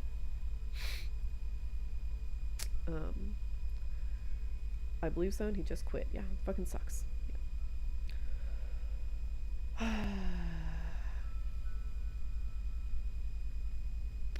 Really doesn't matter, because for every one fascist bill a Republican votes against, they vote for 9 more. Yep. Pretty much. They have no principles. They literally have no principles at all, which is so fucking funny, considering that they got to the position they're in now by pretending to have principles, by having like the appearance of principles, which is like, you know, another failure of the Democrats, and you know, something that I would recommend that they change, which is that, you know, Democrats kind of sold their soul in the 80s and decided that, you know, when they decided that they were going to go along with neoliberalism and that like, we can safely, you know, make our identity about not giving a fuck about people because we're going to make the economy so strong, and the economy is just going to provide all of the public welfare that we could ever need. So we no longer need to advocate about having for having an American identity based on mutual care of, you know, citizen for citizen. That's what Democrats used to stand for. And they abandoned that because they thought it was politically expedient to just buy into the idea that the government's purpose is to set good business practices. And now they just like, I don't know why they refuse to abandon that. I mean, I do. It's because so much of the Democratic Party is, again, retired as fuck or rich as fuck. Like they've painted themselves into a corner that way, and they just like are really, really bad at admitting they were wrong. It's like admitting they're wrong is like the only principle the Democrats have left. It's like they could always just not admit they're wrong. The Republicans never ever ever admit they're wrong. That's kind of their whole thing. They'll contradict themselves within the same sentence, you know. They don't give a shit. But Democrats still have a vestige of principles, so they don't want to lie too much. It's a good impulse, but like they need to stop pretending that that's going to take them anywhere. You know, nobody gives a shit about that kind of principle. Nobody gives a shit about electing officials who are like sort of the manifestation of the good elite. You know, that's always been how America elects its government. You know, like it's very sort of like Hamiltonian governance, where like, oh no, we have to have this democracy, but we have to build into this democracy some kind of elite, because everybody knows that the people can't govern themselves. They have to be led that way, by somebody. or at least by a group of people. So what we'll do is we'll set up this government and make it absolutely certain that there isn't too much democracy. So the way that we structured that was by saying, okay, well, the way this will work is that the standard will be that you will elect people who, in their bearing, in their rhetoric, in their actions, in their life, reflect the ideal American. That's what George Washington was. That's very much what Obama was. Obama is like the ideal the ideal American in so many ways. He's well spoken, he's like handsome, he's charismatic, he's multiracial, he's highly educated, highly intelligent, and that matters more than the actual policies that he's going to enact. That's the way that American politics works, and that's kind of that was sort of the Democratic buy-in since Reagan, that they had pretty successfully kind of fought against in other cases. Like Carter was not really that way. Carter did not have that kind of charisma. FDR was in a fucking wheelchair. FDR did have charisma, and he was well spoken and highly educated and sort of like blue blood rich guy. But like there was room for some kind of I don't know, diversity, let's say, in Democrats that they just sort of abandoned for the appearance of diversity. It fucking sucks. It's honestly impressive how much the Dems lose. Public option, 2010, 2016 election, Build Back Better, student loan forgiveness, 2044 election, Gaza passing the Republican continuing resolution. Yeah. It's, they keep behaving as if this is normal and as if this is acceptable, as if this is an acceptable Republican Party. This is just this is no different if Romney were president. And I think that's what people find so disgusting and so distasteful, that it's like, what do you mean we're going to wait till midterms? What the fuck are you talking about? Do you care about this country or not? Get these people the fuck out. Trump has already committed multiple impeachable crimes just in the past 3 months. He has flagrantly rejected the Constitution, fucking stomped all over it. In any other situation, he would have been impeached many times over.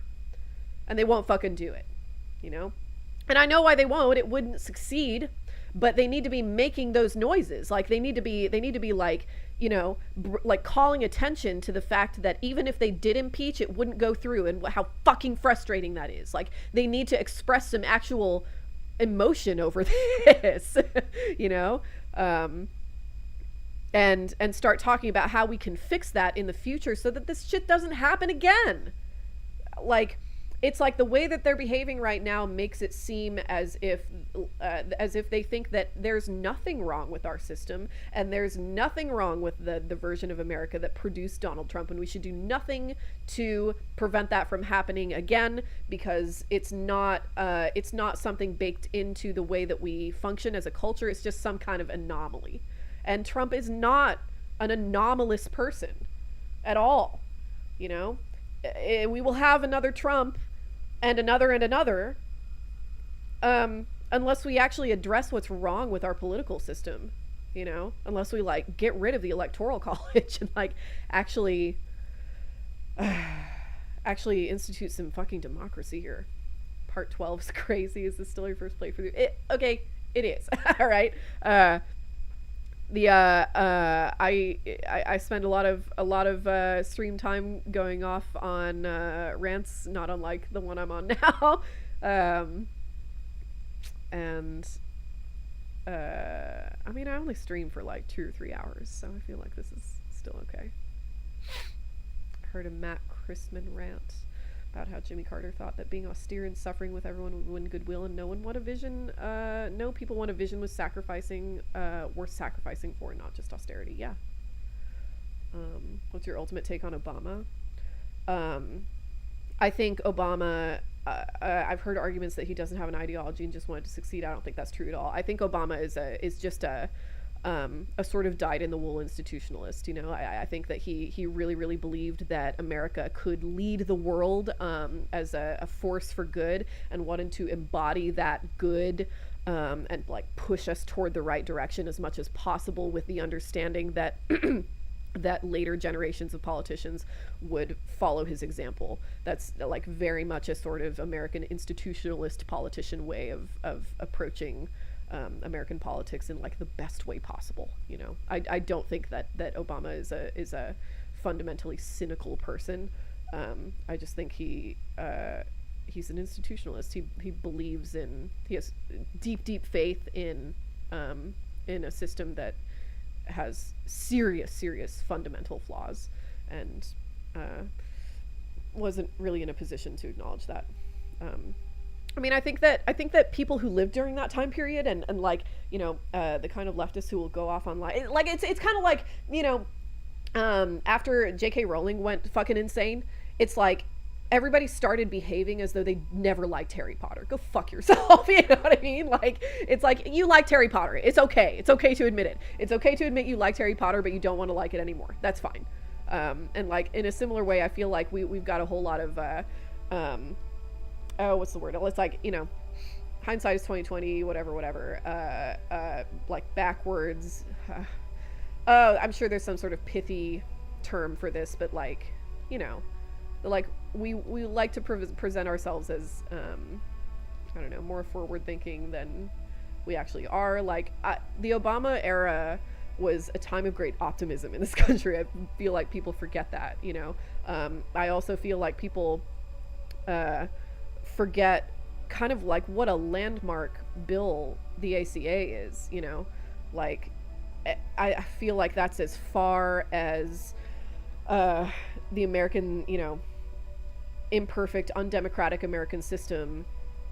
Like, I think that's kind of as far as you get with it, you know. The ACA was good. It, like, if nothing else, it forced Republicans to argue on, you know, on Obama's terms, basically. That, like, from the ACA onward, Republicans are forced to either say that healthcare needs reform or admit that they don't think healthcare is a human right. You don't ever see Republicans arguing that anymore. The only person who seems pretty comfortable in arguing anything close to that is Trump himself, you know, and maybe he will embolden others to say similar things, but like, it's just not a state of mind that exists anymore. Nobody thinks that you should have to like continue working a shitty, you know, I don't know, some shitty job at a fast food restaurant or whatever, like, you know, whatever, you can work there if you want, but like that you should be like locked into working that kind of job if you have a, you know, a serious illness, because if you move jobs, you'll suddenly be saddled with pre-existing conditions and not be able to get insurance anymore. That's like a fucking ghoulish healthcare policy, and that's gone. It doesn't happen. Like, that's it's like kind of easy to forget. I think, like, you know, American healthcare has always been shitty, and it's still shitty now. But like, man, it used to be shittier. Obama is a staunch Clintonian neoliberal. Yes, precisely. Yes, that's exactly it.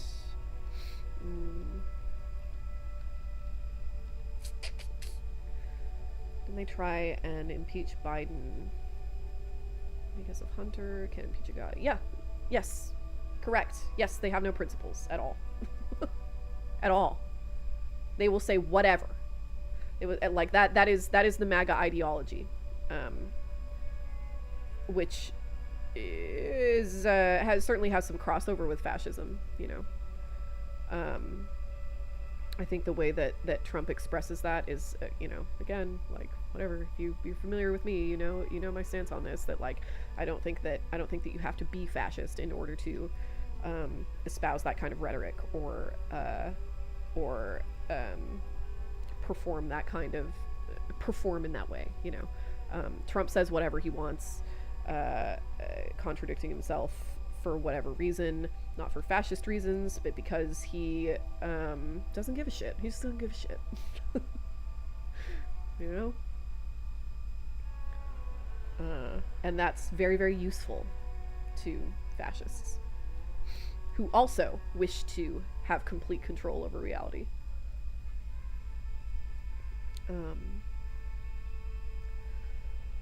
Obama is the reason Joe Biden got the nomination at all in 2020. He made calls to all the other candidates to drop out and endorse Biden after Bernie won Nevada. Is that true? That wouldn't surprise me. Yeah, I mean that the establishment Democrats are terrified of Bernie because Bernie represents any kind of democratic socialism. Like, I don't think that this will last much longer, but it's certainly, it's like there's a sort of schism happening in the Democrat party between, it's like now everybody has to admit that what side of the fence they fall on. Do they actually believe in democratic values and taking and mutual care of citizens, or do they think that the Democrats' real failure is that they weren't right enough? They didn't appeal enough to the right wing, which is fucking stupid. But it's always good to have a situation where people are sort of forced to admit what side of that coin they're on, so that we can yeet them out. But yeah, those sorts of establishment Democrats are frightened of that kind of democratic socialism because they're elitists. They're still, sort of stuck in the kind of antiquated American political culture where, again, like the people can't take care of themselves. They have to be led by technocrats. They have to be governed by the best examples, the best. Read, richest, most educated, etc. But the best examples of society, and nothing else will do. And that's why we can't have any actual change ever, even though that's what Obama ran on, of course. Watching Euro Brady playing through this, and he's a psychologist that keeps on going character tangents. 16 more. Okay. Makes me feel better. Obama is unwilling to actually change things significantly. Well, yes, that's what I'm talking about. That, like, the reason he's unwilling to change things significantly is because he thinks that should be a job that is undertaken over a long period of time, very gradually, as a sort of macro democracy where the technocrats sort of like, pass on this tradition of adding a new thing to the American way of life, generation by generation. Obama is not a person who believes that it should all be up to him, which is a good impulse. Like I think as we explore sort of leftist populism and what to do with that and how to manage that, I think we need to be really careful that we don't get into demagoguery and assume the same way the right did and does, that the only way to fix something is to allow one guy to do it. That's bad. That's a bad thing to do, okay? Like, that's not the approach. And I think that that's kind of I think that it's appealing,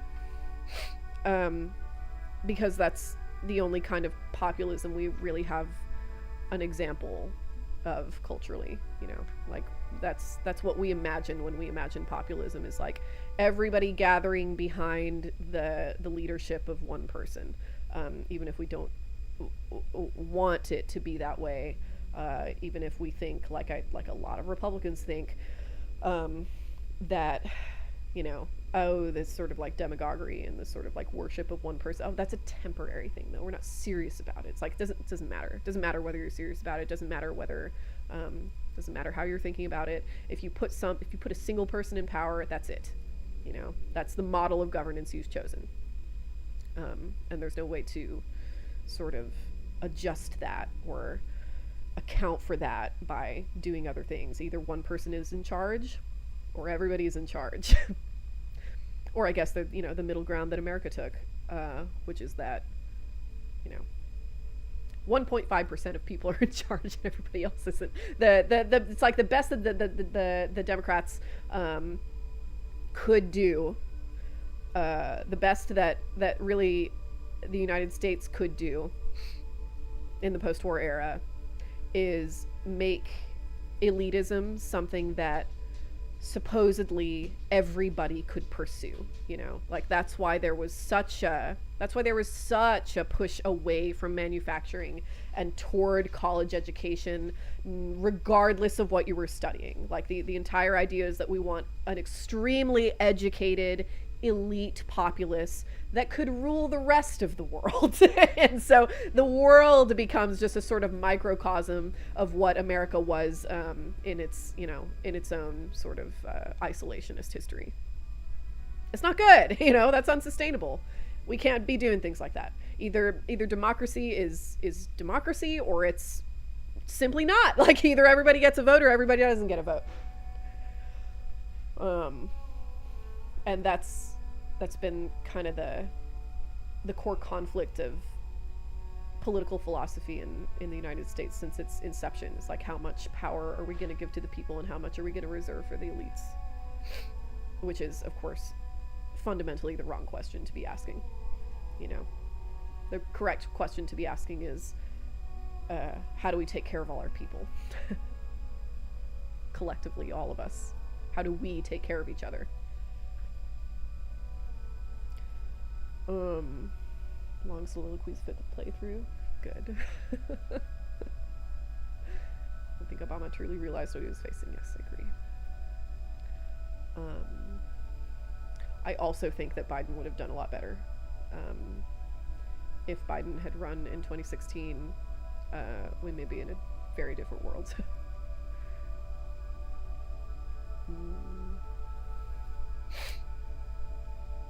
I missed a chance to actually completely reform the financial system. Yes, absolutely. Yes, I was a large failure on Obama's part that I don't think he was in a position to realize he was missing, because he's a neoliberal, you know. Like, the stock market is good. It's good to have a healthy, you know, a healthy futures market and a permanent national debt. Like, this is how the American economy functions. And when it collapsed, he completely missed the opportunity to make sure that that never happens again. But in order to make that never happen again, we actually have to, like, upend the entire economic system of the United States, and indeed the globe, because that's how the entire, you know, developed world developed, you know. That's the model that everybody follows now, is basically a structure of a permanent national debt and an economy based on stock prices and based on assumptions of future investments instead of you know, actual exchange of product for money or service for money. So que se vayan todos. Nice. Yes, I like that. Yeah, the ACA is absolutely a half measure that needed to do more. I think that Obama's assumption was that everybody was going to see how great the ACA was, and then on the merits of that bill, just add more to it, you know, which is kind of a reasonable thing to expect if you are an institutionalist Democrat.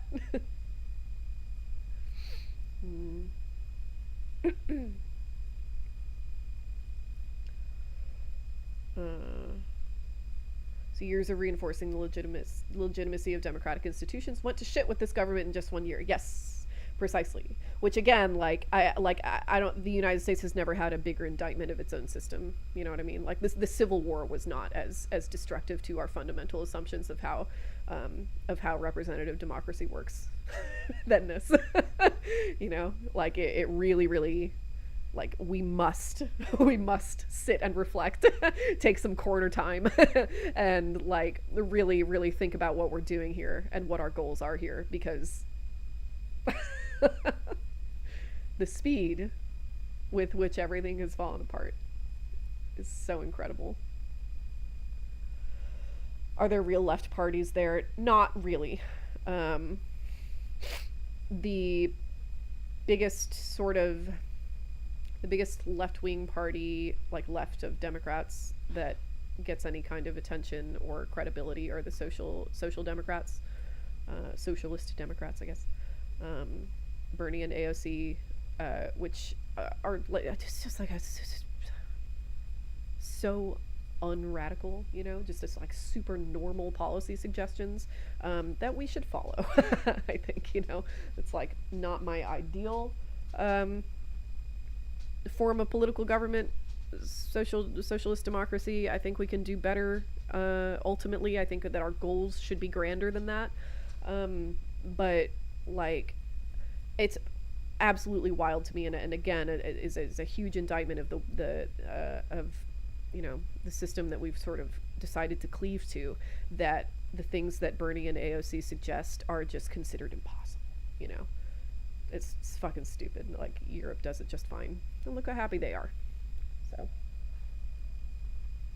I mean, they're significantly less happy now, but it does seem to be the case that the primary outcome of Trump's policies so far has been to make Canada and Europe great again.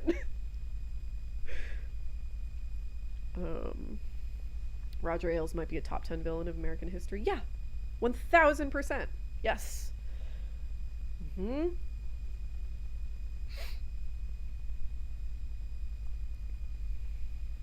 Could also be a lobbyist one day. I could be a lobbyist. I'd be fine with that. Be a lobbyist for some kind of good nonprofit or advocacy organization. That'd make me happy.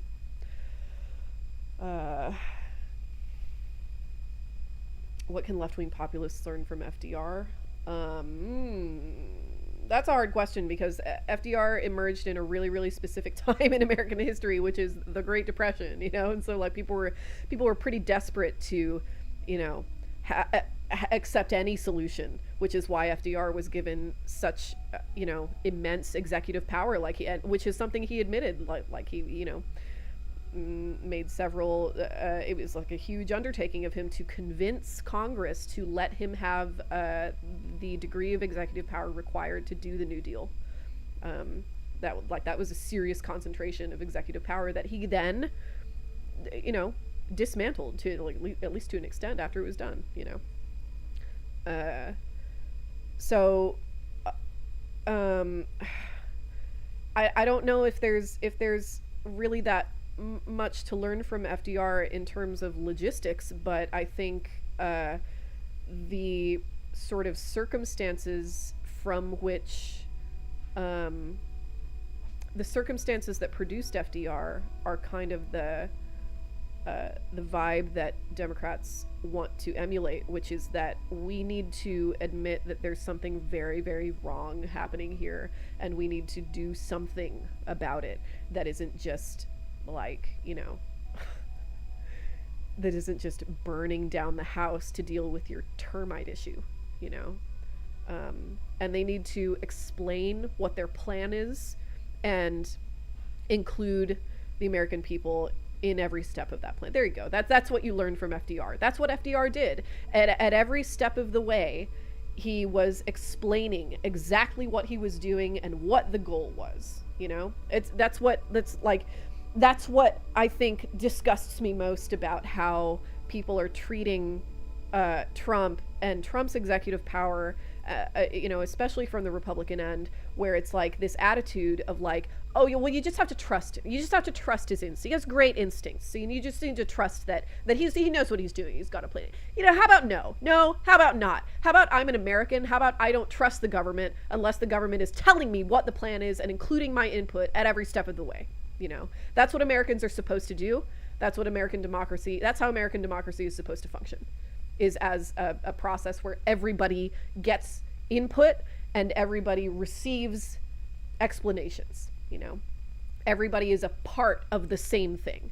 And like, it's beyond me why people aren't, like, more rankled by the fact that the American government is no longer, I mean, to the extent that it ever was, but it's not even pretending to be about people having, like, the citizens having input.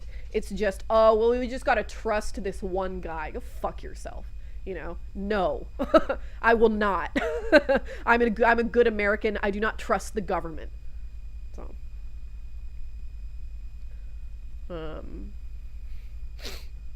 what's ideal for you? You'll have to be more specific.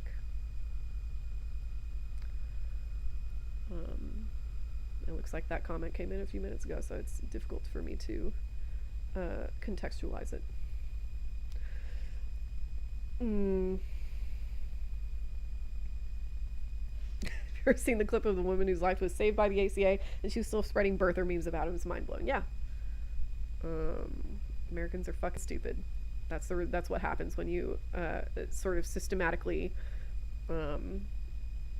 drive a wedge between an elite half of society and a completely uneducated, impoverished half of society whose manufacturing jobs were all sent to China and who didn't have the, either the intellect or the financial ability to go to college and be exposed to other ideas. That's just what happens, All my friends in DC are looking for work. Yeah, DC is like really grim, grim vibes. They let the New Deal happen because the alternative was poor people were going to march in and kill them. Yes, correct. The government needs to reacquaint itself with the fact that that's how governments work. That, like, I don't trust any government that doesn't have a healthy fear of its citizenry and that doesn't feel like it's not accountable to the people it governs, Like, again, that is the entire point of this fucking country, is that the government is accountable to its people. Sorry for yelling. I'm not mad, I'm fine. Yes, the fireside chats, correct. FDR would have killed with TikTok, yes. Oh my god, yes, absolutely. American Democrats should do the Morena strategy of daily press conferences like AMLO and Sheinbaum do in Mexico. Yeah, no, that's genuinely an extremely good custom that AMLO inaugurated, and like Sheinbaum didn't have to do that, but like my understanding is that like AMLO was kind of her mentor, and it was a really, really good idea of her to continue that, and it's difficult to do. It takes a pretty pretty particular kind of person to be president in Mexico now, because it's like basically a job that requires you to be like sort of superhuman, obtain a superhuman sleep schedule, because they do those press conferences at 6 a.m. every day. But yeah, the Mexican president now, for the past not 10 years, 8 years maybe, since AMLO, the Mexican president does a daily press conference every single day at 6 a.m. and, keeps everybody up to date on what they're doing, what they're up to, what the goals of the day are, what the goals of the month are, of the quarter, of the term. Like, they keep people informed. You'd roll your eyes, but FDR would have a podcast. It's not a bad idea for the president to have a fucking podcast. That's like crazy to me that like, yeah. I think FDR wrote his Secretary of State saying that if the New Deal doesn't happen, there would be a communist revolution. There was serious concerns of a communist or anarchist revolution in the early 20th century. It's kind of forgotten about in American history because of the world wars, and the world wars really did kind of fuck up the momentum of the labor union, and that could have like pushed us toward a more revolutionary spirit, let's say, more of a commitment to leftist values. The world wars completely rearranged that order, so it just kind of faded into the background. But yeah, I mean, like, the labor movement was scary at the time, for good reason, because people were fucking mad about labor conditions, as they should have been. They killed people. It's like very, very similar to the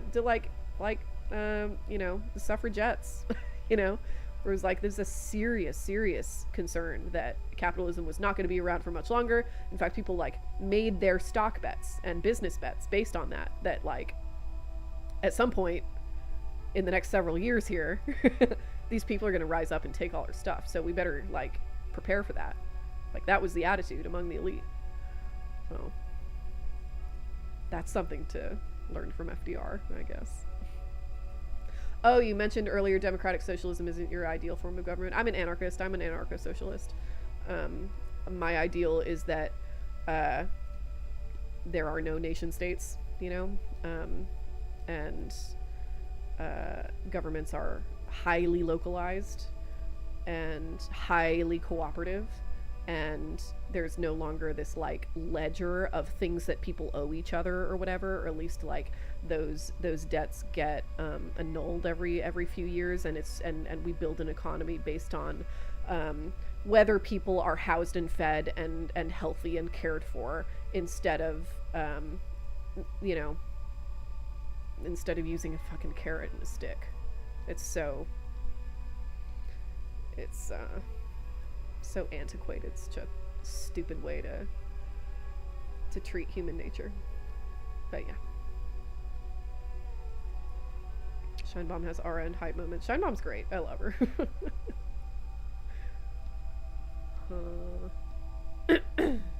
Fireside chats. We're a fucking podcast. Yeah, I guess so. Most important parts about those daily conferences Morena does is that they get ahead of the media cycle. Yeah, totally. Just frequent problem Dems have constantly trying to be on the back foot of whatever media narrative unfolds. Yes, 1000%. That is absolutely true.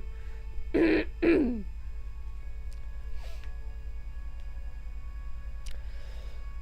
New Orleans, we have social aid and pleasure clubs, which would be a good model to start with. Yeah. Yes.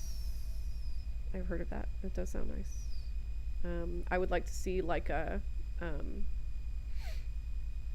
library of things, you know, like there are so many ways to, yeah, we make sure you're doing all right, and then we do parades. Wouldn't that, like, there's so many, that's part of what's such a fucking bummer about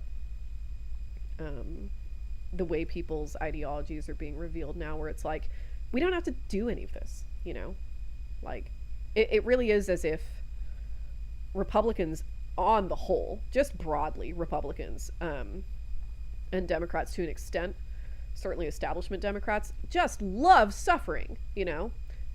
Like, they think people should suffer. They think people get like spiritual fulfillment out of suffering, and they consider it like their responsibility to make sure everybody's suffering enough, you know. That's why we do means testing. It's like, who gives a shit? Who gives a shit if somebody, you know, takes their universal basic income and just uses it to play video games all the time? Who gives a fuck, you know? Or uses it to like pursue hobbies and shit. It's like, if you're doing nothing, if you're contributing nothing to society, to say nothing about like what that kind of person will, you know, could, but like let's consider the most extreme example. Let's say somebody gets a UBI and they do use it to just buy weed and play video games all day. First of all, they're still participating in the economy, because you still have to buy weed and food and get video games and, you know, heat for your house and whatever. But also, it's like, you know, at the very least, if that person isn't contributing anything to society, at least they're not making it fucking worse, you know? At least they're not an oil executive. At least they're not a tech bro, you know? At least they're not spending their days purposefully exploiting people and destroying things for others and destroying other people's futures. You know, it's like, why is the latter just automatically consumed, like considered better than the former? Doesn't make any sense. There's nothing efficient about that. There's nothing humanistic about that. There's nothing to defend about that position. If you're doing nothing in your life, that is much better than making the world worse. Like, that needs to be our starting position, you know?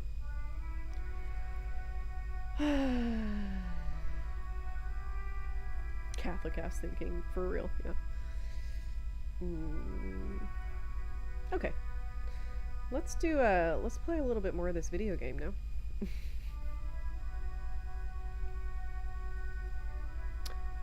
Good Hawthorne. Yeah. Patting the tree reveals a small sticker which has almost been worn to oblivion. It reads, RCM Emergencies Desk, number 8102. Underneath a slogan, mankind, be vigilant. You tree-hugging pansy. The bronze ribbon twists around and within the branches in an intricately natural pattern. But there's something. What do I see? There's a twisted logic in this mess. You see the ends of the ribbon, the way it flows, how it twists and turns. It's all starting to make sense. It'll be easier to remove now. Let's disentangle that tape. Oh, tape release calculations, the multi-tool is truly multi. Karaoke superstar. Hell yeah. I don't know why that gives me more of a chance, but I'll take it. With slow and deliberate motions, pulling, bending, and unraveling, you manage to extricate the magnetic tape from the branches. It curls up into a mess inside your pocket. If only you could find a way to re-spool it, so that you could hear what's on the tape. Maybe Roy from the pawn shop can help you with this. Hell yeah. Let's go What's the visit tape Roy. for?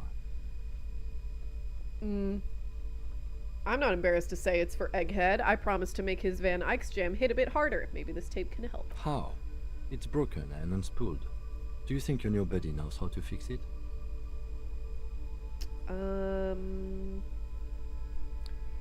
I'd think at least one of the ravers would know how to fix a broken tape if they want to set up a nightclub. You could also get it fixed at the pawn shop across the street. We shouldn't waste our time. I know. Good idea. He might have the tools. The tape projector in the pawn shop uses similar tape. Okay. Is this the pawn shop? It is, right?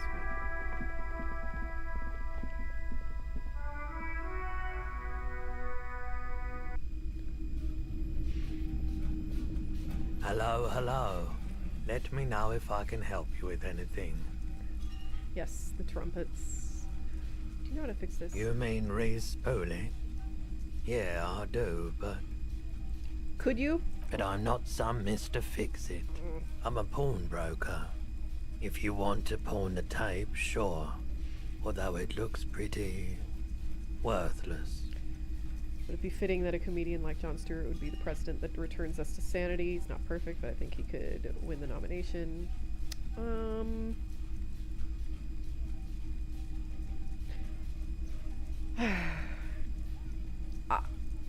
In my opinion, we shouldn't have a president at all. I think we've proven that we just can't. We can't be trusted with that responsibility. We should have a parliamentary system and no president.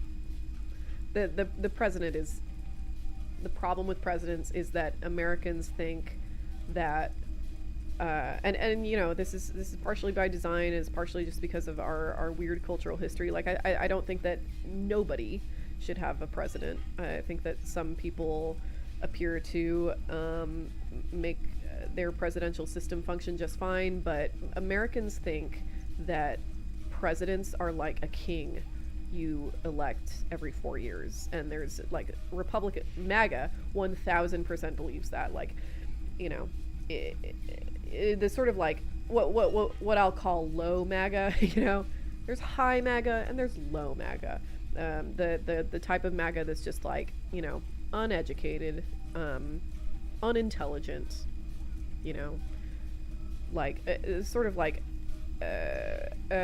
we used to during the first Obama campaign, the McCain campaign called that person Joe the plumber, you know. Joe the plumber thinks genuinely that the president is simply a king that you elect every 4 years, and there's no difference, you know, between what the president does and what a monarch does, and doesn't understand what the position of the executive branch is among the other three branches, you know. So, like, given our predisposition toward thinking that way, I think we should just get rid of presidents entirely. I certainly don't think that we should make it even more of a ceremonial position, which is what I think electing someone like Jon Stewart would do, and which has been basically the function of the presidency for the past, like, really since Reagan. So, you know, I do like Jon Stewart, but I don't know. seems like such a failure in America and a concept if Joe the plumber thinks that. Yes. Mm-hmm. Correct.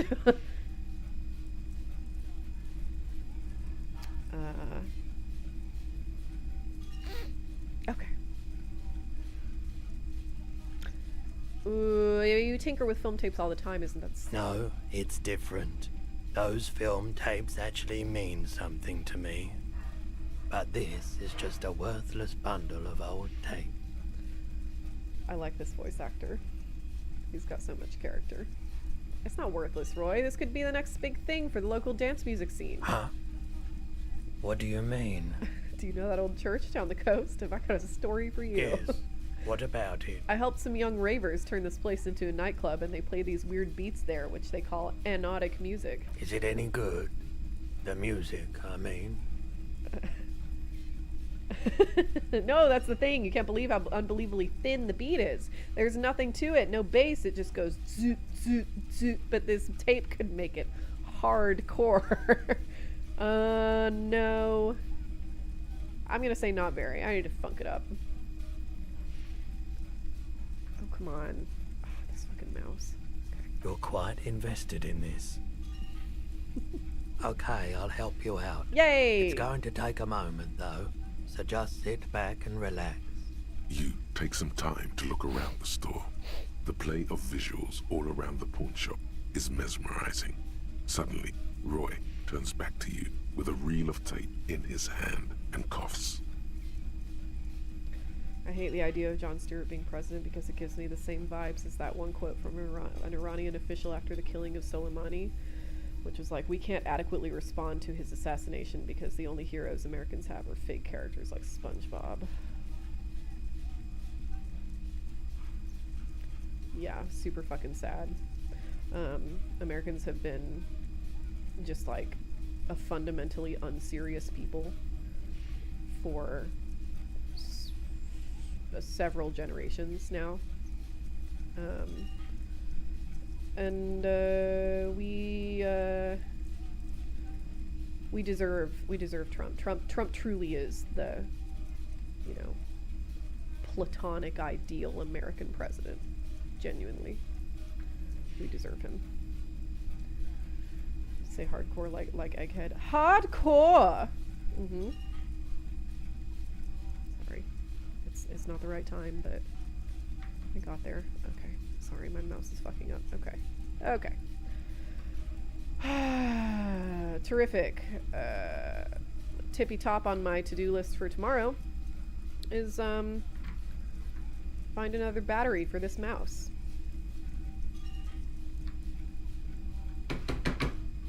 Sorry. Okay, there we go. Thanks for the help. Yeah, my pleasure. I'll do what I can for True Passion Project. Just try not to use this tape for negative photon emissions. Take responsibility, okay?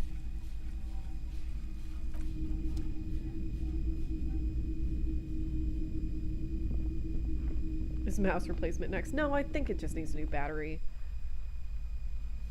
It's hard to say.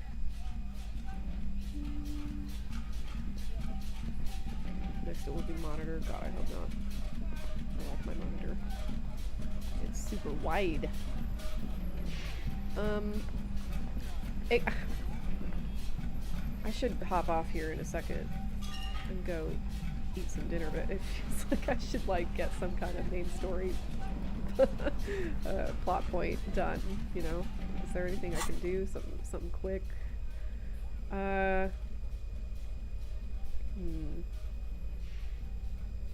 Ask about Ruby in the village. Ask the fisher folk in the village. We can do that, right? Yeah. Since we need to go back to the church anyway. Oh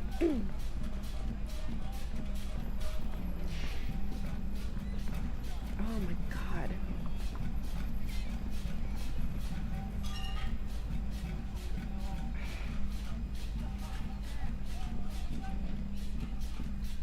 Every time I stop running and start walking, like right now, it's because my mouse fucking pooped out.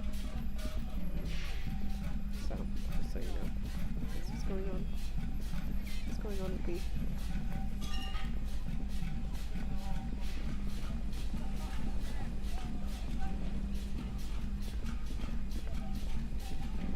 I know it just goes up about exploring the world. Yeah, I love that about it. It's a great game. I love that it doesn't, you know, really point you in any particular direction. Just for time management reasons, I'm glad that you all are here to tell me what, to tell me where things are. But I think on an individual playthrough, when I play this again, I think that just running around and exploring would be sort of like lend a different feel to the game. Okay, here's the boardwalk, right?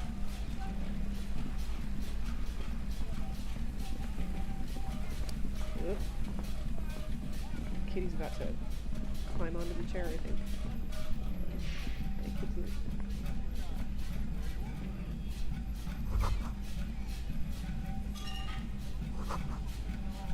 I feel like I ruined your time management. No. You set off rants, which people seem to like, I don't know. Or oversized superstar sunglasses. Let's check them out. Is your own stardom too dazzling for your eyes? Can't bear to look at your own fabulous reflection in the mirror? And these classic oversized sunglasses are for you. What are the glasses I'm already wearing? Ah, God. Oh, this fucking sucks. There we go. Fix anything if you hit it hard enough. +1 visual calculus. I have the reckoner. -1 drama. This is -1 visual calculus. +1 savoir faire though, so I can use this for my dancing save scum. In fact, I think I'll just leave these on. These aren't nearly Elton John enough, I agree.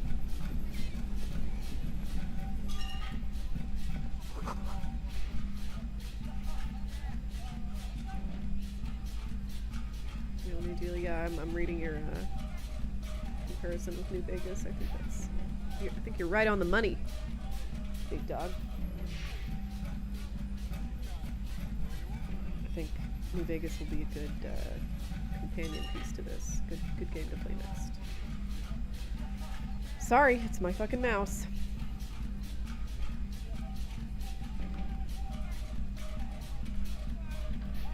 Just turned it off and back on again. That seems too heavy. Fix it a little bit.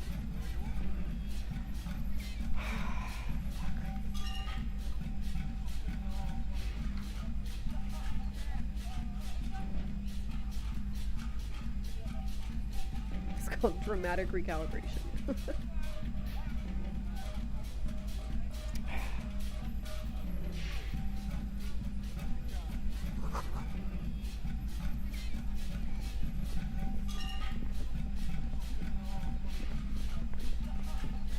Okay. I think I need to stop streaming. I think I need to stop streaming and figure out my mouse because I'm concerned that like it keeps shitting itself in shorter and shorter intervals, and I'm concerned that it'll just stop entirely, and then I'll just like have to awkwardly leave this stream running while I run around and like try to find a AA battery and all the nonsense that's behind me right now,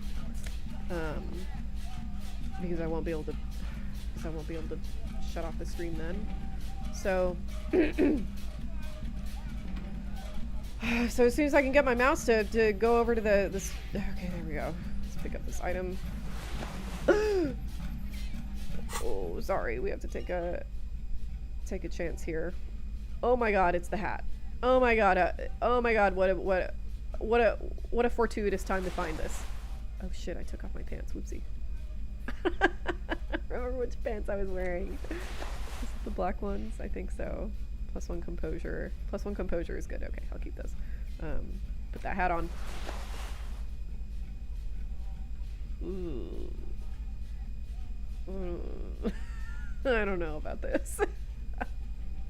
The small wire framing inside this futuristic-looking fallen peepo hat gives it the aerodynamic shape of a swoop skier's helmet, but none of its protective qualities. Covers the wearer's ears and eyebrows to bring down the drag coefficient. I hate it. Take it off.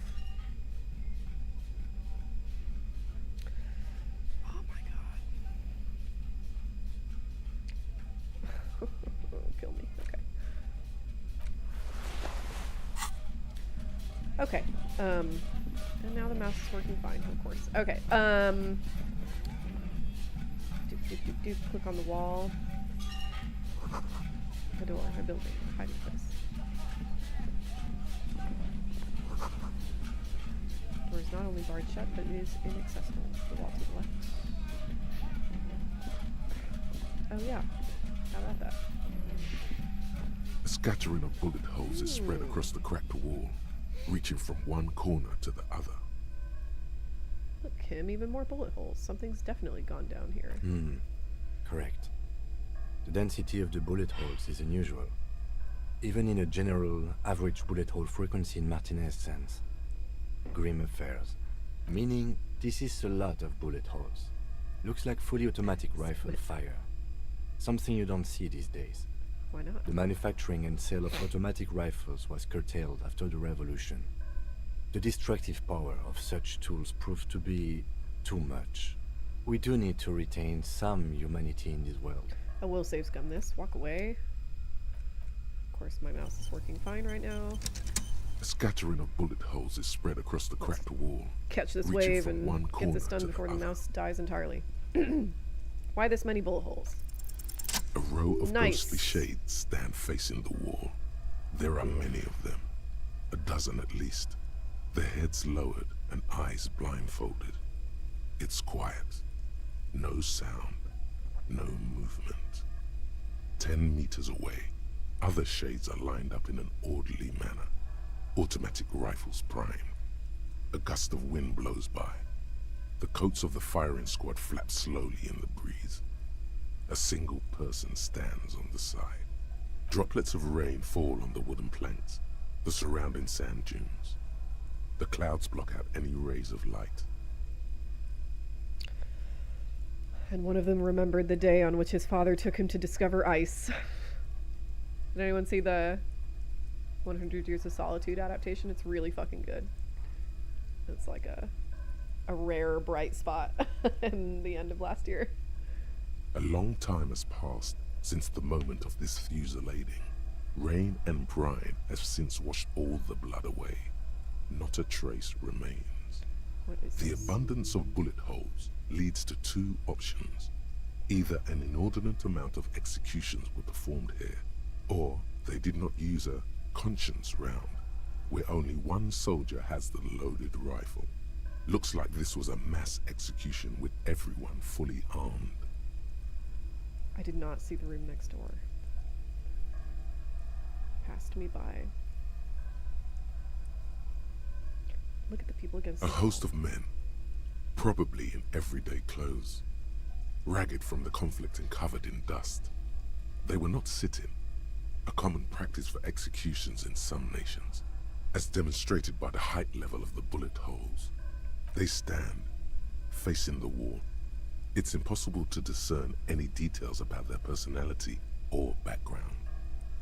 Made my dad, who probably hasn't read for fun since he read that in high school, watch it a couple sittings. Yeah, my dad did the same thing, and then he reread the book. Ordinary people, familiar, each and every one of them. Who were they? Comrades, the forsaken, the wretched, who tried to rise against the horrors of the world. Look at the line of soldiers. 7 men in combat uniforms and dark coats, holding automatic rifles aimed at the people. Soldiers from some side, but from which one? Look at the person standing on the side. The commandant, the one who gives the order. Machine gun fire crackling through the air, the lights of the muzzle flashes dancing on his face. Kim, who was who in this execution? I don't know. I don't know who died here, lined up beside that horrible wall. It could have been any of the parties involved in the revolution.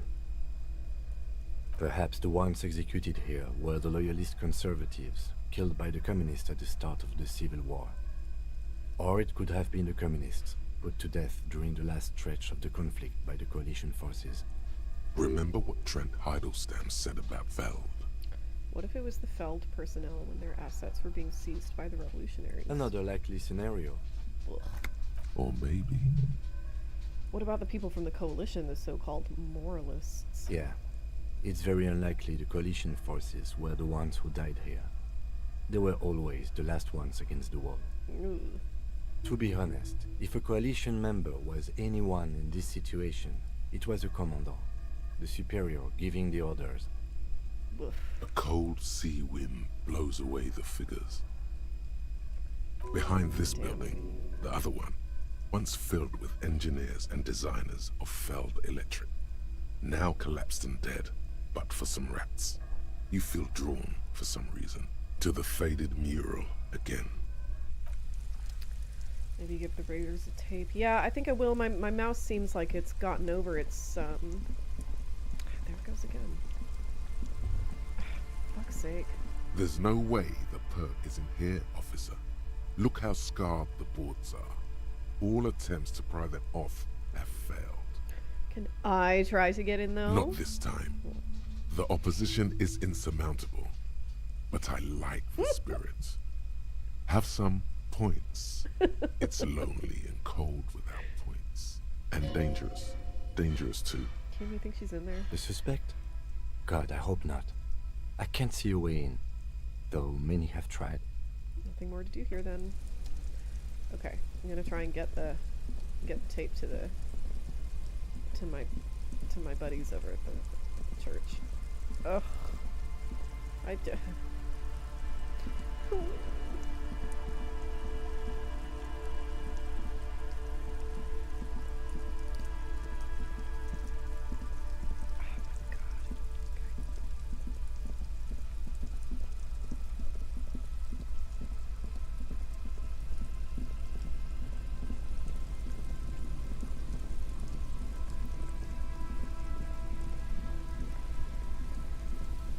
Okay, so far so good.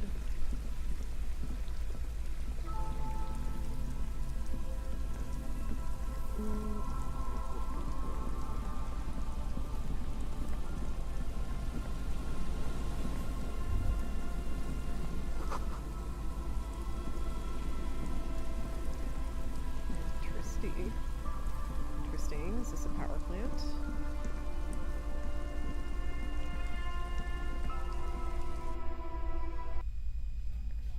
Okay.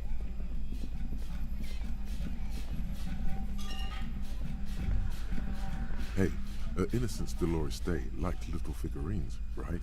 Liked holding little men between her fingers, remember? No, I don't remember anything. I don't want to think about this. What? You have the headless Fallen Rider figurine. You should give it to her. Win her back. What? Win who back? I can't win her back. She's a long dead historical figure. Don't be so pessimistic. Love doesn't die that easily. This isn't funny. You have a bad feeling about this one. Yeah, I do have a bad feeling about this. I will not be pursuing this. Forget. No, it would have been beautiful. Really tiny, thoughtful, clever. Good morning! Yeah! Hardcore! I found this reel of tape. Maybe you can use it to hard up Ike's jam. Yeah! Remix time! Tape goes here, into deck B. A hand on his ear. He listens to the audio through his headphones and shouts. Wow! Did you get this from Arno himself? A great excitement is bubbling to the surface within him. This is big. What do you mean? Listen, I'm just going to show it to you. Ready? I've never been more ready in my life. Let's go.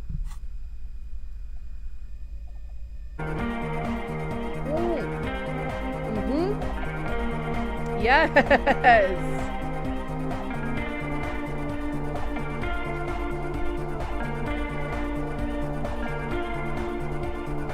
Wow!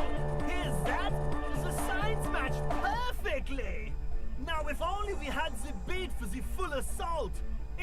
unbelievably hyper. What is this? It's good. How did you guys do that? Do what? I just found a random tape and brought it to Egghead. He's just incredibly good at remixing. Yes, but what if Van Eyck based his remix on some forgotten local melody, like a folk song, and you just found the original piece that inspired him to create this jam? That would explain why it fits so well. Nah, to me it sounds like classic Van Eyck. I don't think he needs any inspiration from folk songs. Maybe he lives in Martinez and just threw away part of his song because he thought it wasn't good enough. I think it's just happenstance. Chaos in action. Contingencies of our limited existence. That and Egghead's fantastic talent. Noid's right. Egghead's technical talent is the key. No, this is definitely part of the same song. Something cut from it. It fits too well. Something mysterious is going on here.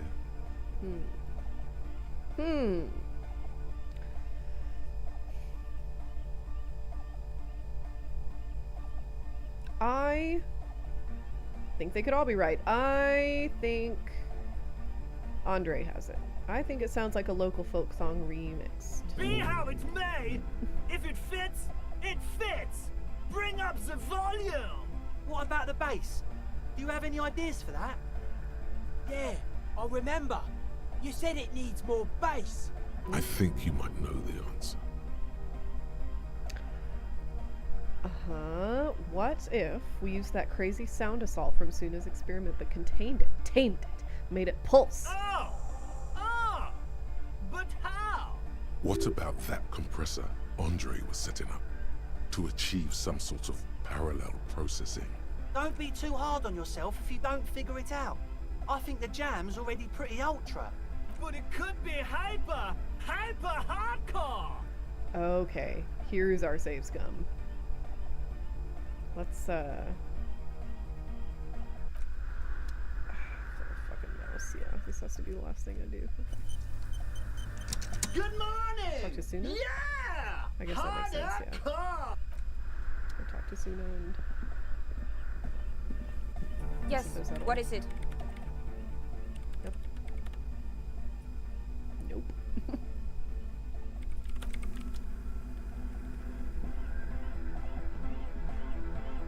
Good morning. Yeah. Hardcore.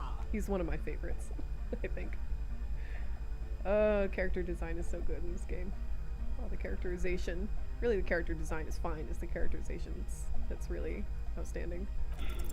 Damn it. Bzz, bzz, bzz, goes the track in the background, never ending.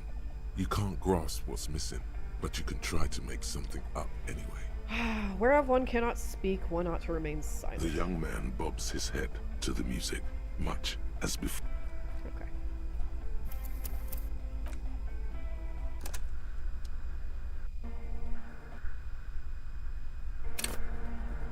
Good morning. Yeah. Hardcore. Side chain. Hey!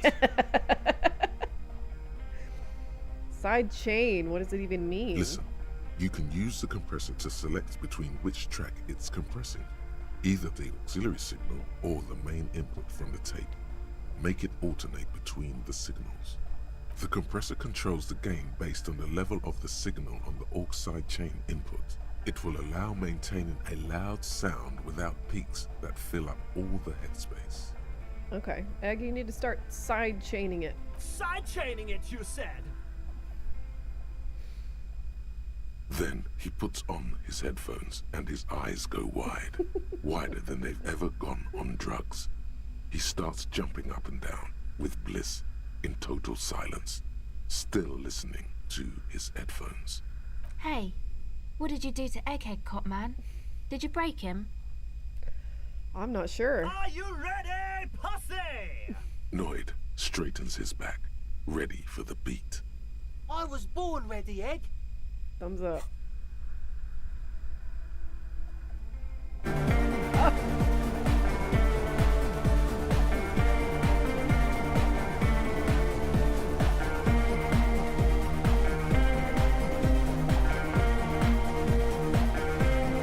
yeah.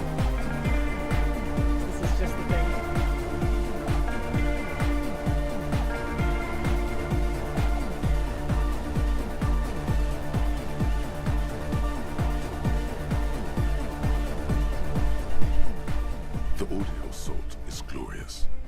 beat freak dances on the stage, intensely waving his hand in the air.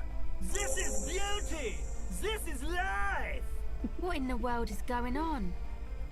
The way melody and bass flow together. It's unnatural. This one is for the Anodic generation. Introducing the ultimate sound! We have tamed the sound, made it our own. God damn it!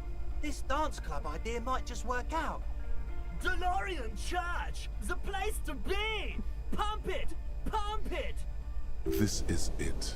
This is a new era. The fabric of the world has been irrevocably altered. Who will be the innocence of hardcore Anodic dance music? Nobody, I hope. A self-secure system, I hope. No leader, I hope. Alright, goodbye, Egghead. Well, I guess that scum went well, so we have time to do this one. Oh, hey man, it's good to see you. Oh, look how good those odds are. Let's go. Goodbye, officer. I still will save, though. I don't want to do all that again. Oh, hey Let's man, dance. it's good to see you. What a fun side quest. This is great. We didn't get any main plot stuff done at all, but that's okay. I still feel good about it. You close your eyes and vacate your skull, leaving your brain to wonder, where did that little fluttering light go? Total darkness. You sink down the darkest fathoms of your own personal deep, vertebrate by vertebrate, through the unformed skulls of your mind. Spine is what the line says, but I guess it doesn't matter. It's okay. Who cares about the plot? We'd change music forever. Exactly. Here it will begin. Church go. Who fucking cares? I hate waking life. I hate this world. I hate and fear everything. All I want to do is dance. Please, God, just let me dance. God? Where is your God? Where did the music go? Oh, don't worry. The music's still there. It's you who is gone. This side quest is actually weirdly important for the state of the world in the future. Revshal, damn. Okay, good. I'm glad I pursued it. I really, really wanted to. Genuinely, it seems like I'm quite engaged in this quest. No, really, why can't I hear anything? This is a pivotal moment. Try not to piss yourself. Concentrate on hearing. Nothing. Just the immaculate silence of your spinal fluid. Electrified. What was that about unformed skulls? I'm gonna let you in on a little secret. Every vertebrae in your spine is an unformed skull ready to pop up and replace the old one. Like shark teeth. The one you're currently in has a little brain forming in it, waiting for its turn. Harry can solve the murder case, but Kim can't revive the anodic dance music scene. I knew who my goat is. To rule the world. Oh my god, is that true? Yes, it's all true. In the spinal cord. What is happening? From what I can see, it's about to bust a move. Let's do it. Bust a move. Foolhardy. Do you even know what's happening on the surface? Maybe 1,000 years have passed. Or maybe you started spazzing out like 2 seconds ago. With your eyes still closed, the first thing you feel, all the way back in the pivoting darkness of your own torso, is warmth. You have become a triumph of rhythmoplastics, somewhere in a smelly wooden church on the coast of Revachol. The wounds from the war you waged on your body are healing, twist by twist, turn by turn. Open your eyes and dance like you've never danced before. You have become a flawless interlocking mechanism, a flesh and bone approximation of the throbbing from the speaker setup of the one called Eggheads, entirely, rigidly, imbecilic, without pity or fear. flesh and bone approximation of the throb coming from the speaker setup. Entirely, rigidly imbecilic. Without pity or fear. Oh my god! No way! Yes, way. With his reel-to-reel mixer blasting the anthem of a future that will never come, the young man observes your moves for a second. Ah! He throws a screwdriver and a bunch of drill chucks into the corner and explodes into dance. What he lacks in sharpness, he more than makes up for in violent enthusiasm. Turn to a cell. What are you doing? The young woman lifts her headphones up slightly and raises her chin, looking at you expectantly. Asil? Aren't you going to dance? No, recording. The lead programmer throws the other young woman a knowing glance before turning her attention back to her own work. She's still at her mainframe, pressing buttons, reading printouts, but she started nodding her head along to the music. Dance! It's the law. The young man immediately bounces up and down, then assumes the same dance pattern, embellishing it with some sort of waving motion. Kim, get in here. What's going on here? Delinquents. This is clearly a Code 31 emergency. Code 31. The lieutenant squeezes the bridge of his nose. The lights reflect off his glasses. He's obviously having trouble adjusting to this new reality. The Code 31 emergency? Really? Yes, officer in need of assistance. On the dance floor. The lieutenant crosses his arms with a bemused look. What's happening?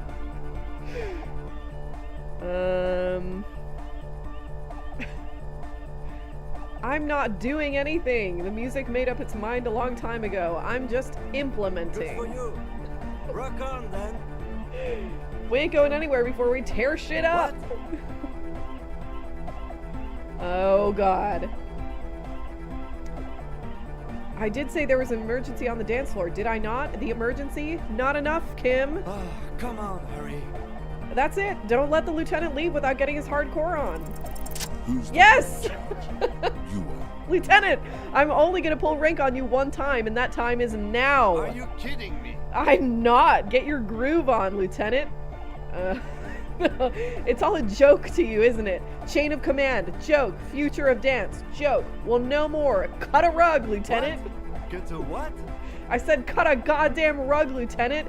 Boogie woogie. Sheesh. Okay. Okay, you psychopath. I see what you're doing there. It's jacked up footwork, plus is that Ubi folk dancing? Nah, it's not Ubi folk. It's hardcore. Yeah. Whatever. Say nothing. Push the footwork extra hard. That all you got? I did 15 years in the juvenile crime unit. I can't do it age inappropriate. Now, check this shit out. The lieutenant begins to heel kick the church floor with such intensity, it's reasonable to fear he'll kick a hole right through it, causing the floor to crack and the pillars to collapse, bringing the church roof down on all of you. Oh my It god. doesn't look like he'd give a shit either. I'm so happy right now. My heart is so warm. I can't really articulate why. This makes me really happy. Is there anything more I can do? I want to break the limit. The dynamic motion of your flailing body is bordering on the extreme. You're going off the charts. You feel as if turning on the hyperdrive would be a point of no return. Feels almost melancholy. Are you sure you have the entire posse along for this? No, I'm not. I haven't gotten. No, I haven't. Time to wait. Is everybody? Gang's all here, right? Okay, turn on the hyperdrive. On the coast of the Martinez Inlet, in a small weather-beaten stave church built 380 years ago by settlers from the Occident, most likely to guard against an anomaly at its center, an officer of the RCM is contorting his body into idiotically rigid shapes. as he invents the future of dance music. It's the hardest anyone has ever danced. What is this strange feeling I keep having? This cold, even now. I am La Revacholière. Whoa. I am the city. You mean you are the city? I am a fragment of the world spirit, the genius Loki of Revachol. My heart is the wind corridor. The bottom of my hair is red. I have 100,000 luminous arms. Come morning, I carry industrial dust and let it settle on tree leaves. I shake the dust from those leaves and onto your coat. I've seen you. I've seen you. I've seen you with her. And I've seen you without her. I've seen you on the crescent of the hill. How are you talking to me? The modulations of my voice are noted down with thermometers and barometers. You feel me in your nostrils, on the little hairs on the back of your neck. Excuse me. I also reside in your lungs and vestigial organs. Everywhere there is space. Who am I? Why are you talking to me? You are an officer of the citizens' militia, jaunt in rebut. When you wear your coat, you wear my soul. You move through my streets freely, in motor carriages and on foot. You have access to the hidden places. You also circulate among those who are hidden. I need you. You can keep me on this earth. Be vigilant. I love you. An officer of the RCM is lying on the floor of a small church with his eyes rolled back and his tongue lolling out. Several others are standing around him. He slowly comes to. Had a good rest there? I don't know about good. Relax. People pass out while partying hard all the time. You're just dehydrated. So, we should get going, maybe? Yeah, I guess so.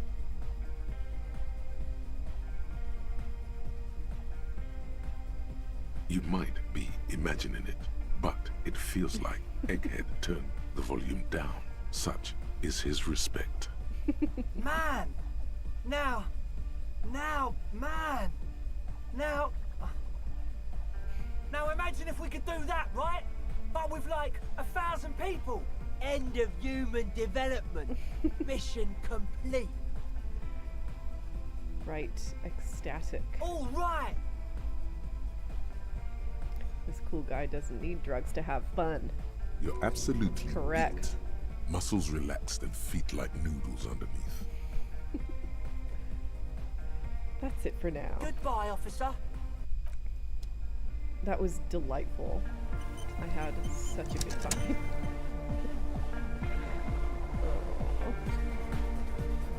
Oh. That was extremely sweet. You know, in every meaning of the word. I love that. Loved that a lot. Okay, next time I'll actually do some, you know,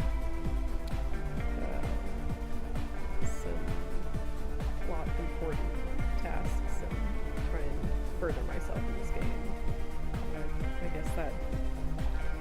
I guess that was important for the game, so I'm not mad about it. Okay, as soon as my mouse starts working here again, okay, there we go.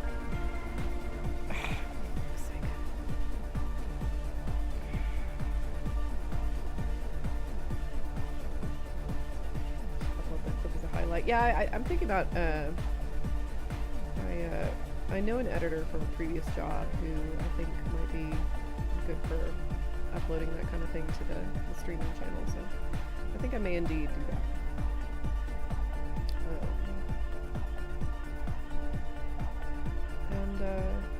Yeah, what a good time.